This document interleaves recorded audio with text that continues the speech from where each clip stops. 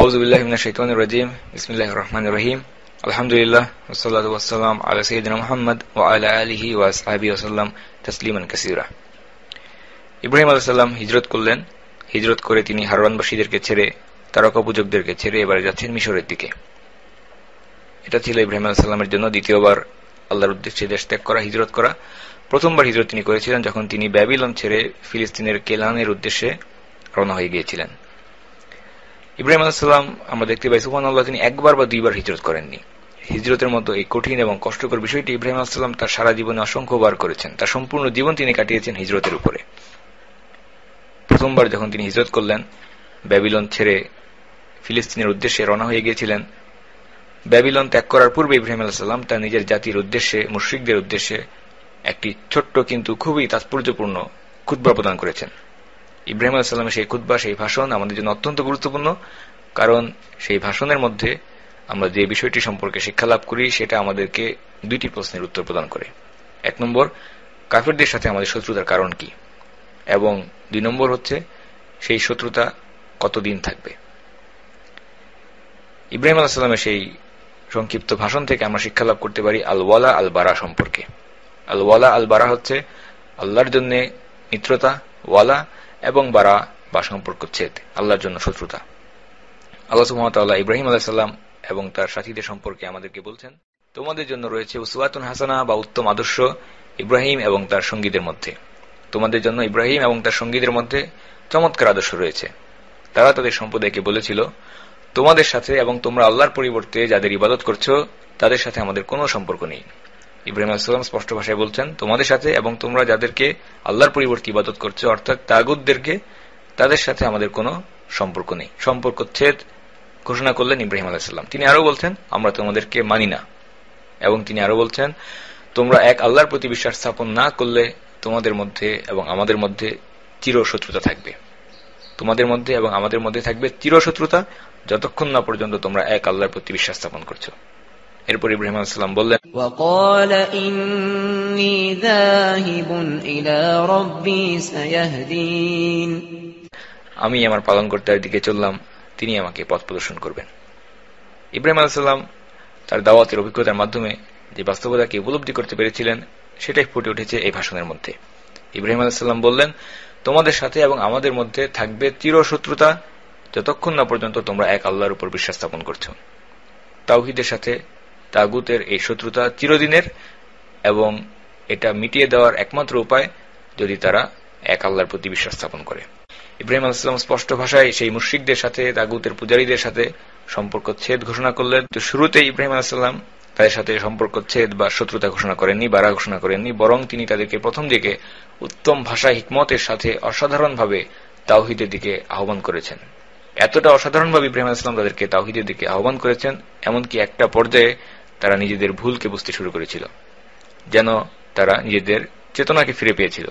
কিন্তু এরপর আবার তারা কুফরির উপর অটল থেকে যায়। এমনকি তারা ইব্রাহিম আলাইহিস সালামকে আগুনে পুড়িয়ে হত্যা করতে উদ্যত হয়। এই ধরনের একটি কঠিন পরিস্থিতিতে চলে যাওয়ার পর ইব্রাহিম আলাইহিস সালাম তাদের সাথে তিনিও সম্পর্কচ্ছেদ করলেন এবং স্পষ্ট ভাষায় জানিয়ে দিলেন, তোমাদের সাথে আমাদের শত্রুতা, এটা চিরদিনের, যতক্ষণ না পর্যন্ত তোমরা এক আল্লাহর প্রতি বিশ্বাস স্থাপন করছো। ইব্রাহিম আলাইহিস সালামের এটাই ছিল পথ এবং পদ্ধতি। এটাই হচ্ছে ইব্রাহিমের মিল্লাত বা মিল্লাত ইব্রাহিম। আল্লাহ সুবহানাহু ওয়া তাআলা ইব্রাহিম আলাইহিস সালামের এই পথ এবং পদ্ধতি সম্পর্কে বলছেন, ومن يرغب عن ملة إبراهيم إلا من سفه نفسه, ইব্রাহিমের মিল্লাত থেকে কে বিমুখ হতে পারে? ইব্রাহিমের মিল্লাত থেকে কে মুখ ফিরিয়ে নিতে পারে? একমাত্র সে ছাড়া যে নিজেকে নির্বোধ প্রতিপন্ন করেছে। দ্বিতীয়বার ইব্রাহিম আলাইহিস সালাম হিজরত করলেন যখন তিনি হারান ছেড়ে মিশরের দিকে যাচ্ছেন। মিশরের রাজার কাছে ইব্রাহিম আলাইহিস সালামের আগমনের সংবাদটি যেভাবে পৌঁছালো, লোকেরা খবর দিল একজন ব্যক্তি মিশরে প্রবেশ করেছেন যার সাথে রয়েছে এক অপরূপা সুন্দরী মহিলা। এর মাধ্যমে তারা ইব্রাহিম আলাইহিস সালামের স্ত্রী সাইয়্যিদাতুনা সারা রাদিয়াল্লাহু আনহাকে বুঝিয়েছিল। বুখারীর একটি হাদিস থেকে আমরা জানতে পাই, রাসূলুল্লাহ সাল্লাল্লাহু আলাইহি ওয়াসাল্লাম আমাদেরকে জানিয়েছেন, ইব্রাহিম আলাইহিস সালাম কখনোই মিথ্যা কথা বলেননি তিনটি অবস্থা ব্যতীত, যার মধ্যে দুইটি ছিল আল্লাহর জন্য, যখন তিনি বলেছিলেন ইন্নী সাকিম, আমি অসুস্থ, এবং বলেছিলেন ক্বালা বাল ফাআলাহু কাবীরুহুম হাযা, অর্থাৎ সবচেয়ে বড় মূর্তি এই কাজটি করেছে। এবং অপর মিথ্যাটি ছিল তার নিজের জন্য, যখন তিনি বলেছিলেন, যখন তাকে জিজ্ঞাসা করা হয়েছিল এই মহিলাটিকে, তিনি বলেছিলেন ইনি হচ্ছেন আমার বোন। যদি এই হাদিসটিকে আমরা বিশ্লেষণ করি তাহলে আমরা দেখতে পাবো ইব্রাহিম আলাইহিস সালাম যে মিথ্যা বলেছিলেন সেটা মূলত মিথ্যা ছিল না, বরং ইব্রাহিম আলাইহিস সালাম এমন শব্দ নির্বাচন করেছিলেন যার মাধ্যমে একাধিক অর্থ প্রকাশ করা সম্ভব। যাদের উদ্দেশ্যে ইব্রাহিম আলাইহিস সালাম সেই কথাগুলো বলেছিলেন সেই লোকেদের দৃষ্টিকোণ থেকে এই কথাগুলো ছিল মিথ্যা, কারণ তারা প্রথম অর্থটিকে না বুঝে দ্বিতীয় অর্থটিকে গ্রহণ করেছিল। অথচ ইব্রাহিম আলাইহিস সালাম তার দৃষ্টিকোণ থেকে তিনি যে অর্থে এই কথাগুলোকে বলেছেন সেই অর্থে এই কথাগুলোকে আমরা মিথ্যা বলতে পারি না। আমাদের নিশ্চয় স্মরণ আছে, আমাদের আগের আলোচনায় আমরা উল্লেখ করেছি প্রথম ঘটনাটি, যখন তিনি বলেছিলেন ইন্নী সাকিম, আমি অসুস্থ। সেই সময়ে ইব্রাহিম আলাইহিস সালামের সেই ব্যাবিলনের মুশরিক জাতি, তারা তাদের জাতীয় শিরক এবং জাহিলিয়াতের অনুষ্ঠানে যখন সবাই মিলে অংশগ্রহণ করছিল, তারাও চাচ্ছিল যে ইব্রাহিম আলাইহিস সালাম তাদের সাথে যোগদান করুন।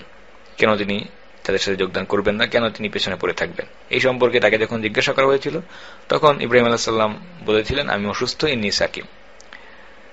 কেননা কোনো অজুহাত ছাড়া তাদের সাথে যোগদান কেউ করবে না, এটা হতে পারে না।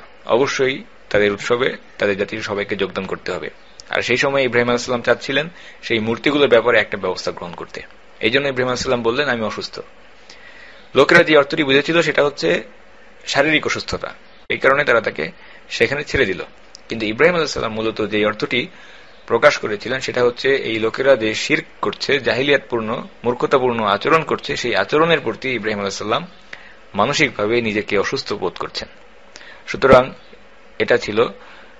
এটা আমরা দেখতে পাই সরাসরি মিথ্যা ছিল না, বরং দুটি অর্থ প্রকাশ পায় এরকম একটি শব্দ ইব্রাহিম আলাইহিস সালাম নির্বাচন করেছিলেন। দ্বিতীয় মিথ্যাটি, যখন ইব্রাহিম আলাইহিস সালাম বলেছেন সবচেয়ে বড় মূর্তি এই কাজটি করেছে, বাল ফাআলাহু কাবিরহুম হাযা। এই ক্ষেত্রে আমরা দেখতে পাই যখন সেই মুশরিক লোকেরা ফিরে এসে দেখলো সবগুলো মূর্তি ভাঙা এবং বড় মূর্তিটি তার কাঁধে ঝুলছে কুড়াল, তখন তারা জিজ্ঞাসা করলো ইব্রাহিম আলাইহিস সালামকে কে এই কাজ করেছে। ইব্রাহিম আলাইহিস সালাম বললেন যে সবচেয়ে বড় মূর্তি এই কাজ করেছে, তাকে জিজ্ঞাসা করো, যদি সে সত্যি তোমাদের রব হয়ে থাকে তাহলে তো সে নিজেই বলে দেবে কে এই কাজ করেছে। ইব্রাহিম আলাইহিস সালাম এর মাধ্যমে যে বাস্তবতাটাকে তাদের সামনে উপস্থাপন করেছেন সেটা হচ্ছে যে এই মূর্তি তো কখনো কথা বলতে সক্ষম নয়, শুধু কথা বলা নয়, সে নিজে কিছু করতেও সক্ষম নয়। মূলত এই বক্তব্যের মাধ্যমে ইব্রাহিম আলাইহিস সালাম তাদের সামনে সেই মূর্তিগুলোর অসারতাকে ফুটিয়ে তুলেছেন। সুতরাং এটা ছিল দ্বিতীয় মিথ্যা, যে দুইটি মিথ্যা তিনি বলেছিলেন আল্লাহর উদ্দেশ্যে। তৃতীয় ঘটনাটি হচ্ছে যখন ইব্রাহিম আলাইহিস সালামকে তার সাথে থাকা মহিলা সম্পর্কে প্রশ্ন করা হলো যে এই মহিলাকে। ইব্রাহিম আলাইহিস সালাম বললেন ইনি হচ্ছেন আমার বোন।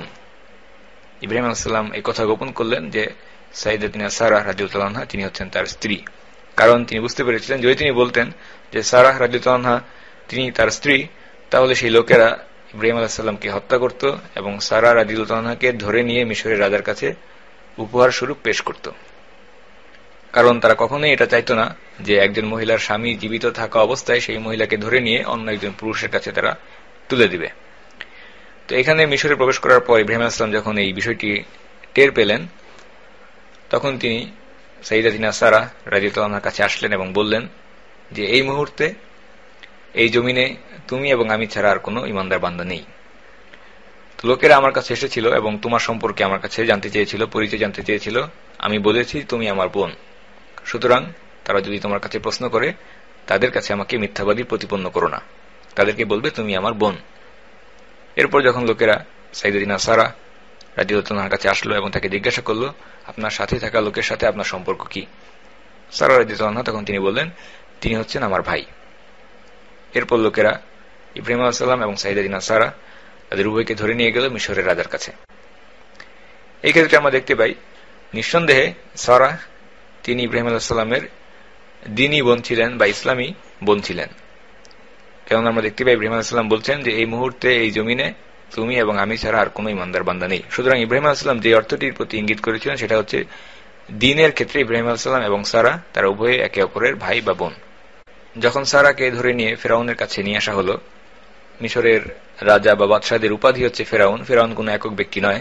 যখন ফেরাউনের সামনে উপস্থাপন করা হলো, ফেরাউন মিশরের সেই বাদশাহ, সে ছিল চরিত্রহীন লম্পট। তার সম্পর্কে এবং পরবর্তী ঘটনা সম্পর্কে রাসূলুল্লাহ সাল্লাল্লাহু আলাইহি ওয়াসাল্লাম আমাদেরকে বলছেন, যখন সারাহ সম্রাটের নিকট উপস্থাপিত হলেন এবং সম্রাট তার দিকে এগিয়ে এলো, তখন তিনি ওযু করার জন্য গেলেন এবং সালাতে রত হয়ে আল্লাহর নিকট দোয়া করে বললেন, ইয়া আল্লাহ, যদি তুমি এই সত্য জেনে থাকো আমি তোমার উপরে এবং তোমার রাসূলের উপর ঈমান এনেছি এবং আমি একমাত্র আমার স্বামীর জন্য সতীত্বকে রক্ষা করেছি, তাহলে তুমি আমার উপর এই কাফিরকে বিজয়ী করো না। সালাতের মাধ্যমে সারা আল্লাহ সুবহানাহু ওয়া তাআলার নিকট নিরাপত্তা কামনা করলেন এবং বললেন, তুমি আমার উপরে এই কাফিরকে বিজয়ী করো না। যখন মিশরের সেই ফেরাউন সাইয়্যিদাতিনা সারার দিকে অগ্রসর হল এবং তার হাত স্পর্শ করতে চাইল, তখন সারা আল্লাহর নিকট দোয়া করলেন এবং দোয়া করলেন, ইয়া আল্লাহ, তুমি তার বিরুদ্ধে ব্যবস্থা গ্রহণ করো। মুহূর্তের মধ্যে সেই লম্পট বাদশার হাত অবশ হয়ে গেল, প্যারালাইজড হয়ে গেল। রাজা ভয় পেয়ে গেল এবং সে আবার সারার নিকট অনুরোধ করল যে তোমার আল্লাহকে বলো আমার হাত সারিয়ে দিতে, আমি তোমাকে ছেড়ে দেব। সারা তিনি দোয়া করলেন আল্লাহর নিকট, ইয়া আল্লাহ, তুমি তার হাত ঠিক করে দাও, সারিয়ে দাও। সুতরাং আল্লাহ সুবহানাহু ওয়া তাআলা আবার তার দোয়া কবুল করলেন, রাজা তার হাত নাড়াতে সক্ষম হল। কিন্তু সেই লম্পট রাজা মিশরের ফেরাউন সে বিশ্বাসঘাতকতা করল, আবার সে সারার দিকে অগ্রসর হল। এরপর আবার সাইয়্যিদাতিনা সারা নিয়ে আল্লাহর নিকট দোয়া করলেন। এভাবে যখন পরপর দুইবার রাজা বিশ্বাসঘাতকতা করল, তৃতীয়বার যখন আবার সে হাত বাড়ালো, একইভাবে সারা আবার দোয়া করলেন এবং তার হাত আবার প্যারালাইজড হয়ে গেল বা অবশ হয়ে গেল। রাজা চূড়ান্তভাবে ভয় পেয়ে গেল এবং সে শেষমেশ আবারও সাইয়্যিদাতিনা সারাকে অনুরোধ করল যে তুমি আল্লাহর নিকট দোয়া করো যেন তিনি আমার হাতকে সারিয়ে দেন, আমি তোমাকে ছেড়ে দেব। তৃতীয়বার পরপর সাইয়্যিদাতিনা সারা রাদিয়াল্লাহু আনহা আল্লাহর নিকট দোয়া করলেন এবং সেই মিশরের ফেরাউনের হাত ঠিক হয়ে গেল। এরপর সে বলে উঠল সেই লোকেদের উদ্দেশ্যে যারা সাইয়্যিদাতিনা সারাকে উপহার স্বরূপ মিশরের বাদশার নিকট পেশ করেছিল, তাদেরকে সেই রাজা বলে উঠল, তোমরা তো আমার কাছে কোনো মহিলা নয়, কোনো মানবী নয়, বরং একটা দানবীকে ধরে নিয়ে এসেছ, কোনো মহিলা নয়, একটা ডাইনি ধরে নিয়ে এসেছ। সুতরাং সেই মিশরের লম্পট ফেরাউন সে ভীত হয়ে সারাকে ছেড়ে দিল এবং শুধু তাই নয়, সাইয়্যিদাতিনা সারাকে সে ডাইনি মনে করার কারণে তাকে খুশি করার উদ্দেশ্যে একজনকে উপহারও দিলেন। একজন দাসীকে তিনি উপহার হিসেবে সাইয়্যিদাতিনা সারার কাছে পেশ করলেন এবং সেই দাসীকে নিয়ে সাইয়্যিদাতিনা সারা ইব্রাহিম আলাইহিস সালামের কাছে ফেরত আসলেন। এসে দেখলেন ইব্রাহিম আলাইহিস সালাম সালাতের মাধ্যমে সাইয়্যিদাতিনা সারার জন্য আল্লাহর নিকট দোয়া করছেন এবং যে দাসীকে নিয়ে সাইয়্যিদাতিনা সারা ইব্রাহিম আলাইহিস সালামের কাছে ফেরত আসলেন তিনি হচ্ছেন হাজর। সাইয়্যিদাতিনা হাজর তিনি হচ্ছেন ইসমাইল আলাইহিস সালামের মা, আরব জাতির মা এবং আল্লাহ রাসূল সাল্লাল্লাহু আলাইহি ওয়াসাল্লামের বংশলতিকাকে যদি আমরা পেছনের দিকে অগ্রসর করি আমরা দেখতে পাবো সাইয়্যিদাতিনা হাজর তিনি আল্লাহ রাসূল সাল্লাল্লাহু আলাইহি ওয়াসাল্লামেরও আদিমাতা। এই হাদিসটির বর্ণনাকারী আবু হুরায়রা রাদিয়াল্লাহু আনহু তিনি সাহাবীদের উদ্দেশ্যে বলছেন, হে আসমানের পানির অধিবাসীরা, অর্থাৎ ইসমাইলের বংশধরেরা, এই হাজরই হচ্ছেন তোমাদের আদিমাতা। আউযু বিল্লাহি মিনাশ শাইতানির রাজীম। বিসমিল্লাহির রহমানির রহিম। আলহামদুলিল্লাহ ওয়াসসালাতু ওয়াসসালাম আলা সাইয়্যিদিনা মুহাম্মদ ওয়া আলা আলিহি ওয়া আসহাবিহি ওয়াসাল্লাম তাসলিমান কাসীরা। বুখারীতে বর্ণিত আছে, ইব্রাহিম আলাইহিস সালাম তিনি নিজেই নিজের খাতনাকে পরিপূর্ণ করেছিলেন। খাতনা করা এটা মানুষের স্বভাব ধর্ম বা ফিতরাতের একটি সুন্নাত। ইব্রাহিম আলাইহিস সালাম এই সুন্নাতকে পরিপূর্ণ করার আদেশ পেয়েছেন আল্লাহ সুবহানাহু ওয়া তাআলার তরফ থেকে এবং সেই সময় ইব্রাহিম আলাইহিস সালামের বয়স ছিল ৮০ বছরের থেকেও বেশি।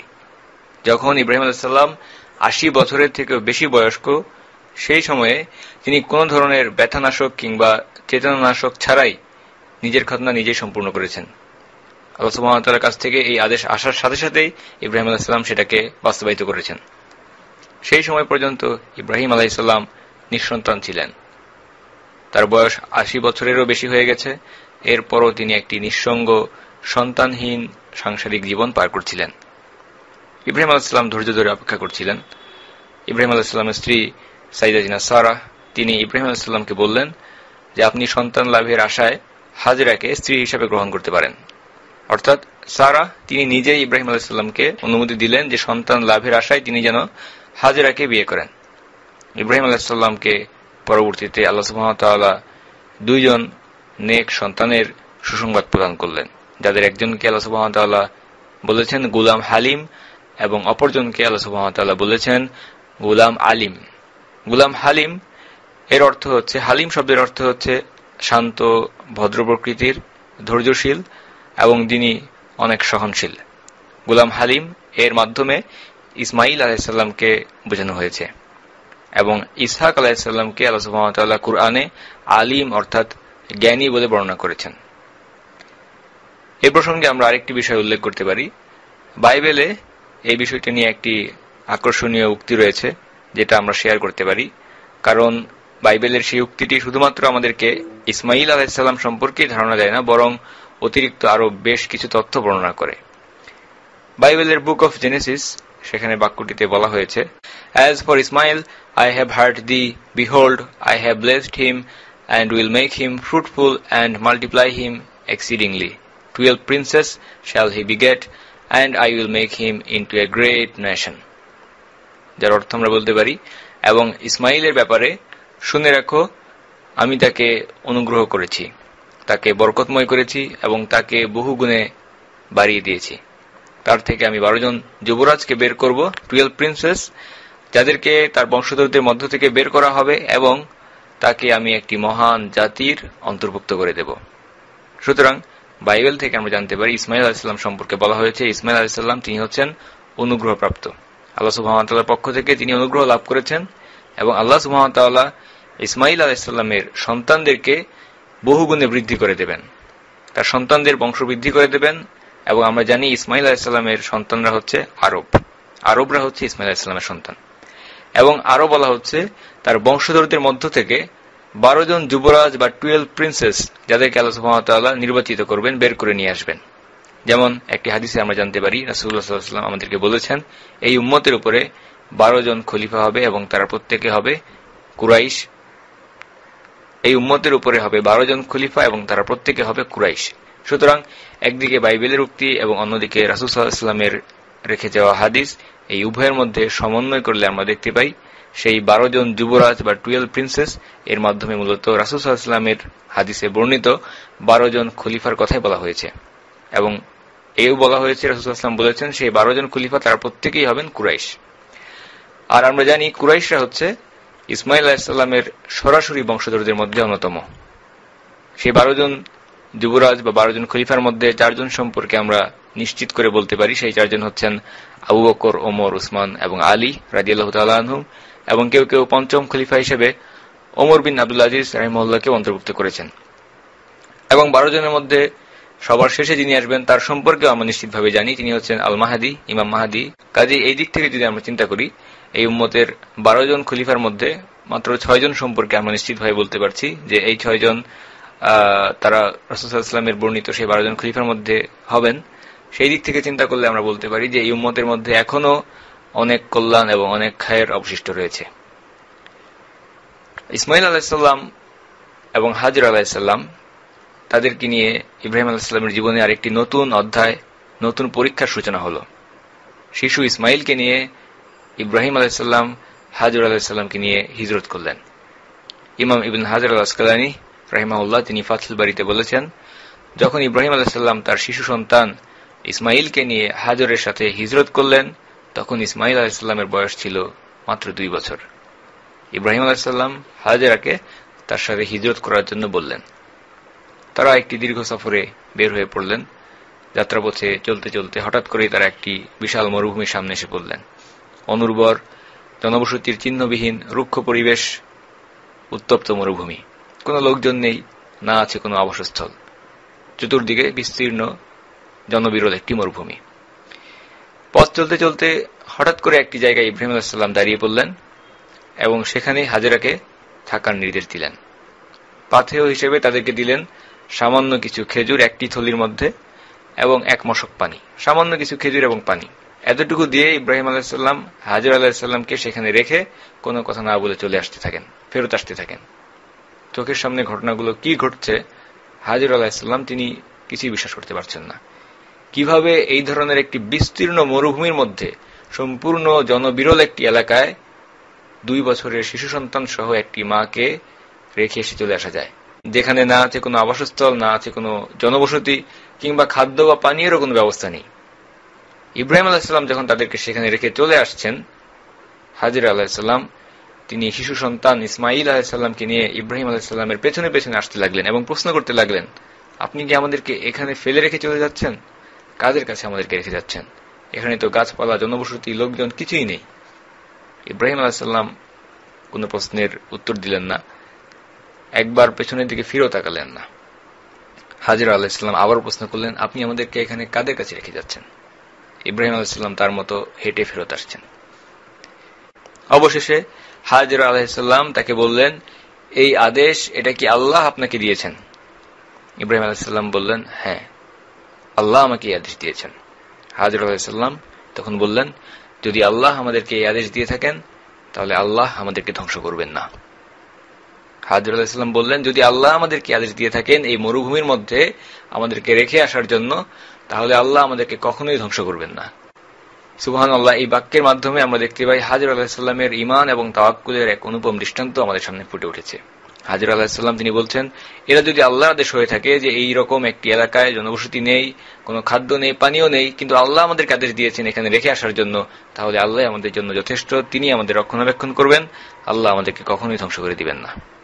হাজরা আলাইহিসসালাম তিনি পরিতৃপ্ত হৃদয়ে সেখানে থেকে গেলেন এবং ইব্রাহিম আলাইহিসসালাম ও তার স্ত্রী এবং সন্তানকে রেখে সামনে পথ চলতে লাগলেন।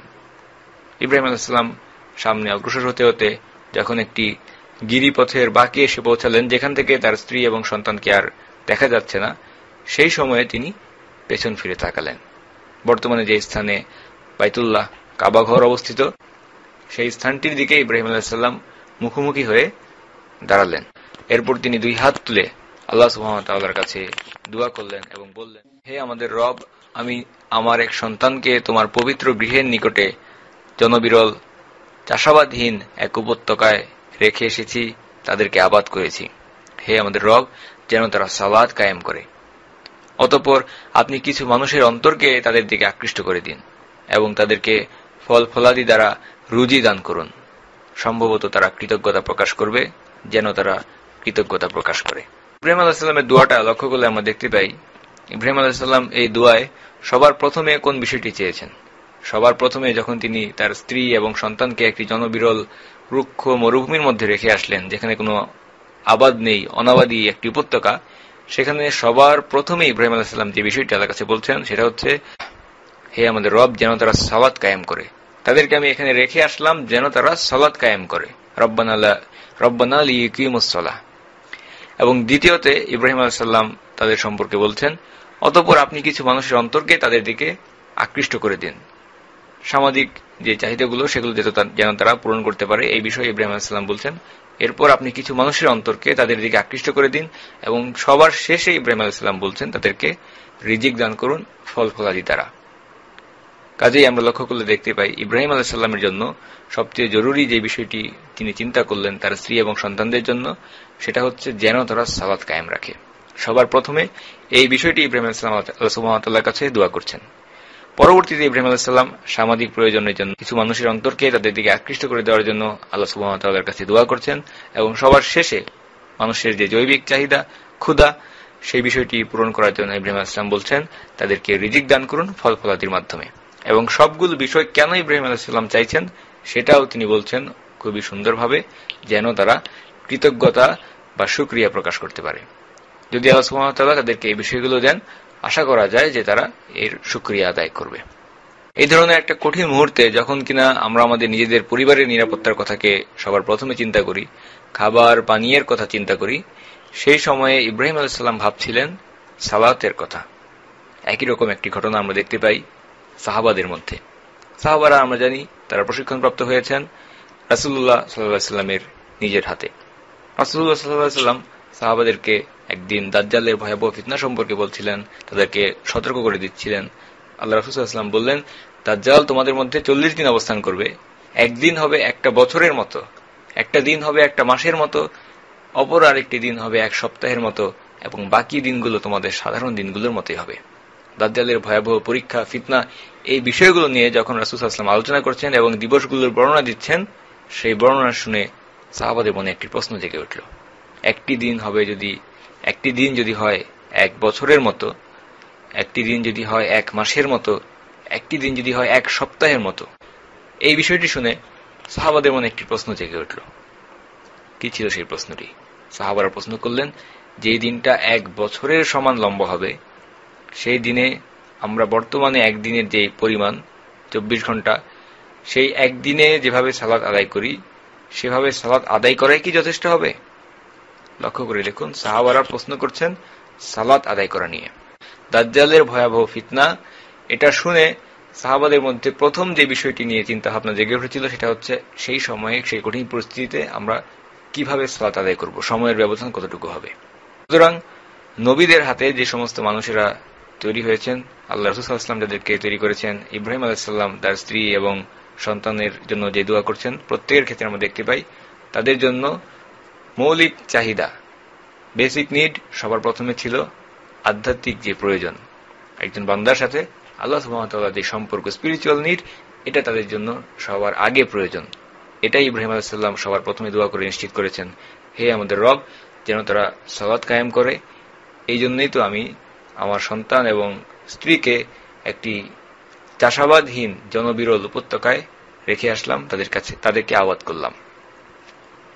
এবং একই সাথে আমরা লক্ষ্য করে দেখতে পাই ইব্রাহিম আলাইহিস সালাম শুধুমাত্র স্পিরিচুয়াল নিড বা আধ্যাত্মিক বিষয়গুলোর জন্য দোয়া করেননি, বরং তাদের সেখানে বেঁচে থাকার জন্য রিজিক প্রয়োজন, খাদ্য প্রয়োজন, এই বিষয়টিও ইব্রাহিম আলাইহিস সালাম আল্লাহ সুবহানাহু ওয়া তাআলার কাছে চেয়েছেন। তবে সিরিয়াল অনুসারে এটা ইব্রাহিম আলাইহিস সালাম শেষের দিকে স্থান দিয়েছেন। সুতরাং আমরা আল্লাহ সুবহানাহু ওয়া তাআলার কাছে দুনিয়াও প্রার্থনা করি এবং একই সাথে আমরা আল্লাহ সুবহানাহু ওয়া তাআলার কাছে আখিরাতও চাই। তবে লক্ষণীয় বিষয় হচ্ছে যে বিষয়টির গুরুত্ব বেশি সেটাকে আমাদের আগে প্রার্থনা করতে হবে এবং যে বিষয়টির গুরুত্ব কম সেটাকে আমরা শেষের দিকে আল্লাহ সুবহানাহু ওয়া তাআলার কাছে চাইব। এবং ইব্রাহিম আলাইহিস সালাম যেভাবে আল্লাহ সুবহানাহু ওয়া তাআলার কাছে দোয়া করেছিলেন, আল্লাহ সুবহানাহু ওয়া তাআলা তার থেকেও বেশি সুন্দরভাবে ইব্রাহিম আলাইহিস সালামের সেই দোয়াকে কবুল করেছেন। ইব্রাহিম আলাইহিস সালাম দোয়া করেছিলেন কিছু মানুষের অন্তরকে তাদের দিকে আকৃষ্ট করে দেওয়ার জন্য। আজকে আমরা দেখতে পাই পৃথিবীর 4 প্রান্ত থেকে, সব দিক থেকে মানুষেরা হজ করার জন্য মক্কায় ছুটে আসেন। এটা তো সেই স্থান যেখানে ইব্রাহিম আলাইহিস সালাম তার সন্তান ইসমাইল এবং তার স্ত্রী হাজরাকে রেখে গিয়েছিলেন। সারা দুনিয়া থেকে মানুষ সেখানে ছুটে আসেন এবং মক্কা পৃথিবীর সবথেকে যে শহরটিকে ভিজিট করা হয় সেই শহর, সবথেকে বেশি মানুষ যে শহরটিকে ভিজিট করেন সেটা হচ্ছে মক্কা, যেখানে আল্লাহর ঘর বাইতুল্লাহ অবস্থিত। শুধুমাত্র আল্লাহর ঘরের আকর্ষণে মানুষ চারদিক থেকে সেখানে ছুটে আসেন এবং আল্লাহ সুবহানাহু ওয়া তাআলা তিনি কুরআনে খুবই সুন্দরভাবে তার ঘর বাইতুল্লাহর বর্ণনা দিয়েছেন। আল্লাহ সুবহানাহু ওয়া তাআলা তার ঘর সম্পর্কে কুরআনে বলছেন, وَإِذْ جَعَلْنَا الْبَيْتَ مَثَابَةً لِلنَّاسِ وَأَمْنًا। আল্লাহ সুবহানাহু ওয়া তাআলা বলছেন, وَإِذْ جَعَلْنَا الْبَيْتَ الْمَثَابَةَ لِلنَّاسِ, এই ঘরকে আমি মানুষের জন্য বানিয়েছি বাইতুল মাসাবাহ। মাসাবাহ এই শব্দের অর্থ আমরা দেখতে পাই শাব্দিক অর্থে, যখন একটি উটের বাচ্চা সে খেলতে যায়, কিছুক্ষণ পরপর সে ফিরে এসে তার মাকে দেখে, তার মাকে দেখার জন্য একটু পরপর সে খেলা থেকে ফিরে আসে। এই বারবার ফিরে আসাকে, একটি আকর্ষণ এবং শান্তি লাভ করার জন্য ফিরে আসাকে, এটাকে বলা হয়ে থাকে মাসাবাহ। সুতরাং আল্লাহ সুবহানাহু ওয়া তাআলা বলছেন তার ঘর বাইতুল্লাহ হচ্ছে মাসাবাহ, যেখানে আপনি যাচ্ছেন এবং আপনার অন্তর সেখানে আকৃষ্ট হয়ে যাচ্ছে, সেটাকে দেখে এবং সেখানে গিয়ে আপনি আল্লাহ সুবহানাহু ওয়া তাআলার প্রতি ভালোবাসাকে জাগ্রত করছেন, হৃদয়ে প্রশান্তি অনুভব করছেন, আপনার হৃদয়ে একটি টান অনুভব করছেন। এবং বহু মানুষ যারা হজ করে আসেন, যখন প্রথম তারা বাইতুল্লাহকে দেখেন, তারা ঠিক এভাবেই বর্ণনা করেন যে আমরা প্রথমবার যখন দেখেছি এর প্রতি আমরা আকৃষ্ট হয়ে গেছি এবং এটা আমাদেরকে আকর্ষণ করে, আমাদের অন্তরকে টানে। যতবার আমরা কাবাঘরকে দেখি আমাদের অন্তরে তার প্রতি ভালোবাসা জাগ্রত হয়। সুতরাং এটাই ছিল ইব্রাহিম আলাইহিস সালামের দোয়া। তিনি দোয়া করেছিলেন যে আল্লাহ সুবহানাহু ওয়া তাআলা মানুষের অন্তরকে সেই দিকে আকৃষ্ট করে দেন। যখন ইব্রাহিম আলাইহিস সালাম তার স্ত্রী এবং সন্তানের জন্য দোয়া করে চলে গেলেন, ইসমাইল আলাইহিস সালামের মা ইসমাইলকে তার স্তন থেকে দুধ পান করাতে লাগলেন এবং তিনি নিজে ওই মশক থেকে পানি পান করতেন যেটা ইব্রাহিম আলাইহিস সালাম রেখে গেলেন। কিছুক্ষণের মধ্যে সামান্য এক মশক পানি যা ছিল সেটা ফুরিয়ে গেল। হাজর আলাইহিস সালাম তিনি নিজে তৃষ্ণার্ত হলেন এবং তার বুকের দুধ শুকিয়ে আসার কারণে তার শিশুপুত্র ইসমাইল আলাইহিস সালাম তিনিও তৃষ্ণার্ত হলেন, পিপাসায় কাতর হয়ে পড়লেন। হাজর আলাইহিস সালাম তিনি তার শিশুপুত্রের দিকে তাকিয়ে দেখতে লাগলেন, পিপাসায় তার বুক উঠানামা করছে। অথবা হাদিসের রাবী তিনি বর্ণনা করছেন ইসমাইল আলাইহিস সালাম মাটিতে পড়ে ছটফট করছিলেন তৃষ্ণার্ত অবস্থায়। ইসমাইল আলাইহিস সালাম মাটিতে পড়ে ছটফট করছেন তৃষ্ণার্ত অবস্থায়। যে কোনো মায়ের জন্যই শিশুপুত্রের এই করুণ অবস্থার দিকে তাকিয়ে থাকা এটা অসহনীয়। কাজেই হাজর আলাইহিসসালাম তিনি এই দৃশ্যকে সহ্য করতে না পেরে সেখান থেকে সরে গেলেন এবং তার নিকটে যাকে পেলেন সেটা হচ্ছে সাফা পর্বত। হাজর আলাইহিসসালাম তিনি সেই পর্বতের দিকে দৌড়ে গেলেন এবং পর্বতের উপরে চূড়ায় উঠে দাঁড়ালেন। দূরে ময়দানের দিকে তাকিয়ে কাউকে দেখতে পেলেন না। তিনি সাফা পর্বত থেকে নেমে পড়লেন, দৌড়ে ছুটে আসলেন তার সন্তানের দিকে। রাসূলুল্লাহ সাল্লাল্লাহু আলাইহি ওয়াসাল্লাম বলছেন, যখন হাজর আলাইহিসসালাম তিনি দৌড়াচ্ছিলেন, তার কামিজের বা তার জামার একটি প্রান্ত তুলে ধরে একজন ক্লান্ত শ্রান্ত মানুষের ন্যায় তিনি বারবার ছুটে আসছিলেন। দুই পর্বতের মাঝখানে আসা যাওয়ার পথে তিনি তার সন্তান ইসমাইল আলাইহিস সালামকে দেখছেন, যে কিনা মাটিতে শুয়ে ছটফট করছে তৃষ্ণার্ত অবস্থায়। একজন ক্লান্ত শ্রান্ত মানুষের ন্যায় তিনি ছুটে চলছিলেন।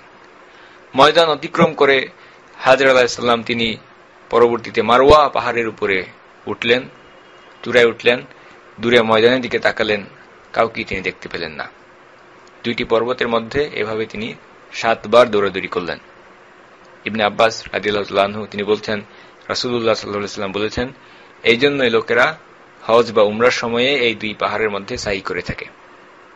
এভাবে যখন হাজর আলাইহিস সালাম তৃষ্ণার্ত অবস্থায়, পেরেশান অবস্থায় দুটি পাহাড়ের মধ্যে দৌড়াদৌড়ি করছিলেন, কোনো মানুষকে তিনি দেখতে পান কিনা, লোকালয়ে দেখা যায় কিনা, কাউকে পাওয়া যায় কিনা, এরকম একটি অবস্থায় যখন তিনি মারওয়া পাহাড়ে উঠলেন, তখন তিনি একটি শব্দ শুনতে পেলেন। হাজর আলাইহিস সালাম তিনি ভাবলেন যে তিনি হয়তো ভুল শুনছেন, এ কারণে তিনি নিজেই নিজেকে বললেন, অপেক্ষা করো। এরপর আবার তিনি একাগ্রচিত্তে সেই শব্দটিকে শুনতে পেলেন। এরপর আবার তিনি একাগ্রচিত্তে সেই শব্দ শুনতে পেলেন।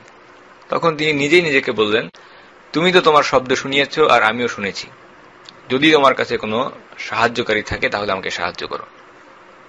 এরপর হাজর আলাইহিস সালাম যেখানে তার শিশুপুত্র ইসমাইল আলাইহিস সালাম শুয়েছিলেন সেই দিকে তাকিয়ে দেখলেন একজন ফেরেশতাকে। আজকে যেখানে জমজম কূপ অবস্থিত সেখানে তাকিয়ে তিনি একজন ফেরেশতাকে দেখতে পেলেন। ফেরেশতা সেখানে আপন ডানা দ্বারা আঘাত করতে লাগলেন। ফলে ইসমাইল আলাইহিস সালাম যেখানে শুয়েছিলেন তার নিচ থেকে মাটি থেকে পানি বের হতে লাগলো। হাজর আলাইহিস সালাম তিনি ভাবলেন যে এই পানি হয়তো মরুভূমি বালির মধ্যে হারিয়ে যাবে, মাটি শুষে নেবে, এবং যতটুকু পানি সেখানে ছিল হাজর আলাইহিস সালাম সেই পানির চারপাশে নিজে হাত দিয়ে কাদামাটি দিয়ে বাদ দিয়ে দিলেন, একটা হাউজের মতো করে দিলেন যেন সেখানে পানিটা জমা থাকে, এবং নিজের আজলা ভরে সেই মশকের মধ্যে পানি ভরতে লাগলেন। তিনি ভাবলেন যে পানি তো ফুরিয়ে যাবে, কাজেই যে মশকটা ছিল সামান্য একটা ছোট মশক, সেই মশকের ভিতরে তিনি পানি ভরতে লাগলেন। কিন্তু এরপরও দেখা গেল সেখান থেকে পানি উপচে উঠতে থাকলো। হাদিসের বর্ণনাকারী ইবনে আব্বাস রাদিয়াল্লাহু আনহু তিনি বলছেন, রাসূলুল্লাহ সাল্লাল্লাহু আলাইহি ওয়াসাল্লাম বলেছেন, আল্লাহ ইসমাইলের মাকে রহম করুন, তিনি যদি বাঁধ না দিয়ে জমজমকে ছেড়ে দিতেন, কিংবা রাসূলুল্লাহ সাল্লাল্লাহু আলাইহি ওয়াসাল্লাম বলেছেন যদি কোষে ভরে পানি মশকে জমা না করতেন, তাহলে সেই জমজম একটি কুয়োর মধ্যেই থেমে না থেকে একটি প্রবহমান ঝর্ণায় পরিণত হতো, একটি নদীতে পরিণত হতো। এরপর হাজর আলাইহিস সালাম তিনি পানি পান করলেন, তার শিশুপুত্র ইসমাইল আলাইহিস সালামকেও দুধ পান করালেন, এবং তখন সেই সম্মানিত ফেরেশতা তাকে বললেন, আপনি ধ্বংসের কোনো আশঙ্কা করবেন না, ক্ষতির কোনো আশঙ্কা করবেন না, কেননা এখানেই রয়েছে বাইতুল্লাহ, আল্লাহর ঘর। এই শিশুপুত্র, এই শিশুটি এবং তার পিতা উভয়ে মিলে এখানে ঘর নির্মাণ করবেন, এবং আল্লাহ তার আপনজনকে কখনো ধ্বংস করেন না। সুতরাং ফেরেশতার সেই কথা থেকে গুরুত্বপূর্ণ অনেকগুলো বিষয় জানা যাচ্ছে। সেই সম্মানিত ফেরেশতা হাজর আলাইহিস সালামকে বলছেন যে এখানেই রয়েছে বাইতুল্লাহ, আল্লাহর ঘর, যেখানে জমজম কূপ অবস্থিত সেই স্থানটির কাছেই রয়েছে বাইতুল্লাহ, এবং এই শিশুটি তার পিতা অর্থাৎ ইব্রাহিম আলাইহিস সালাম এবং ইসমাইল আলাইহিস সালাম তারা দুইজনে মিলে এই ঘরকে নির্মাণ করবেন। এবং সবার শেষে বলছেন আল্লাহ তার আপনজনদেরকে কখনো ধ্বংস করে দেন না। বর্তমানে যেখানে কাবা ঘর অবস্থিত সেই সময়ে সেই স্থানটিতে একটি উঁচু টিলার মতো ছিল, জমিন থেকে কিছুটা উঁচু টিলার মতো ছিল বাইতুল্লাহ স্থানটিতে, এবং দুইটি পাহাড়ের মধ্যবর্তী হওয়ার কারণে বিভিন্ন সময়ে পাহাড়ির ঢল বা বন্যা আসার কারণে সেই উঁচু টিলার ডানে বামে ভেঙে যাচ্ছিল। সেখানেই হাজর আলাইহিস সালাম বসবাস করছিলেন, দিন যাপন করছিলেন। পানির ব্যবস্থা হয়ে গেল, কিন্তু কোনো জনবসতি বা লোকালয় সেখানে ছিল না, কোনো সামাজিক জীবন তাদের ছিল না। ইসমাইল আলাইহিস সালাম এবং হাজর আলাইহিস সালাম তারা সেখানে পানির মাধ্যমে সার্ভাইভ করতে লাগলেন।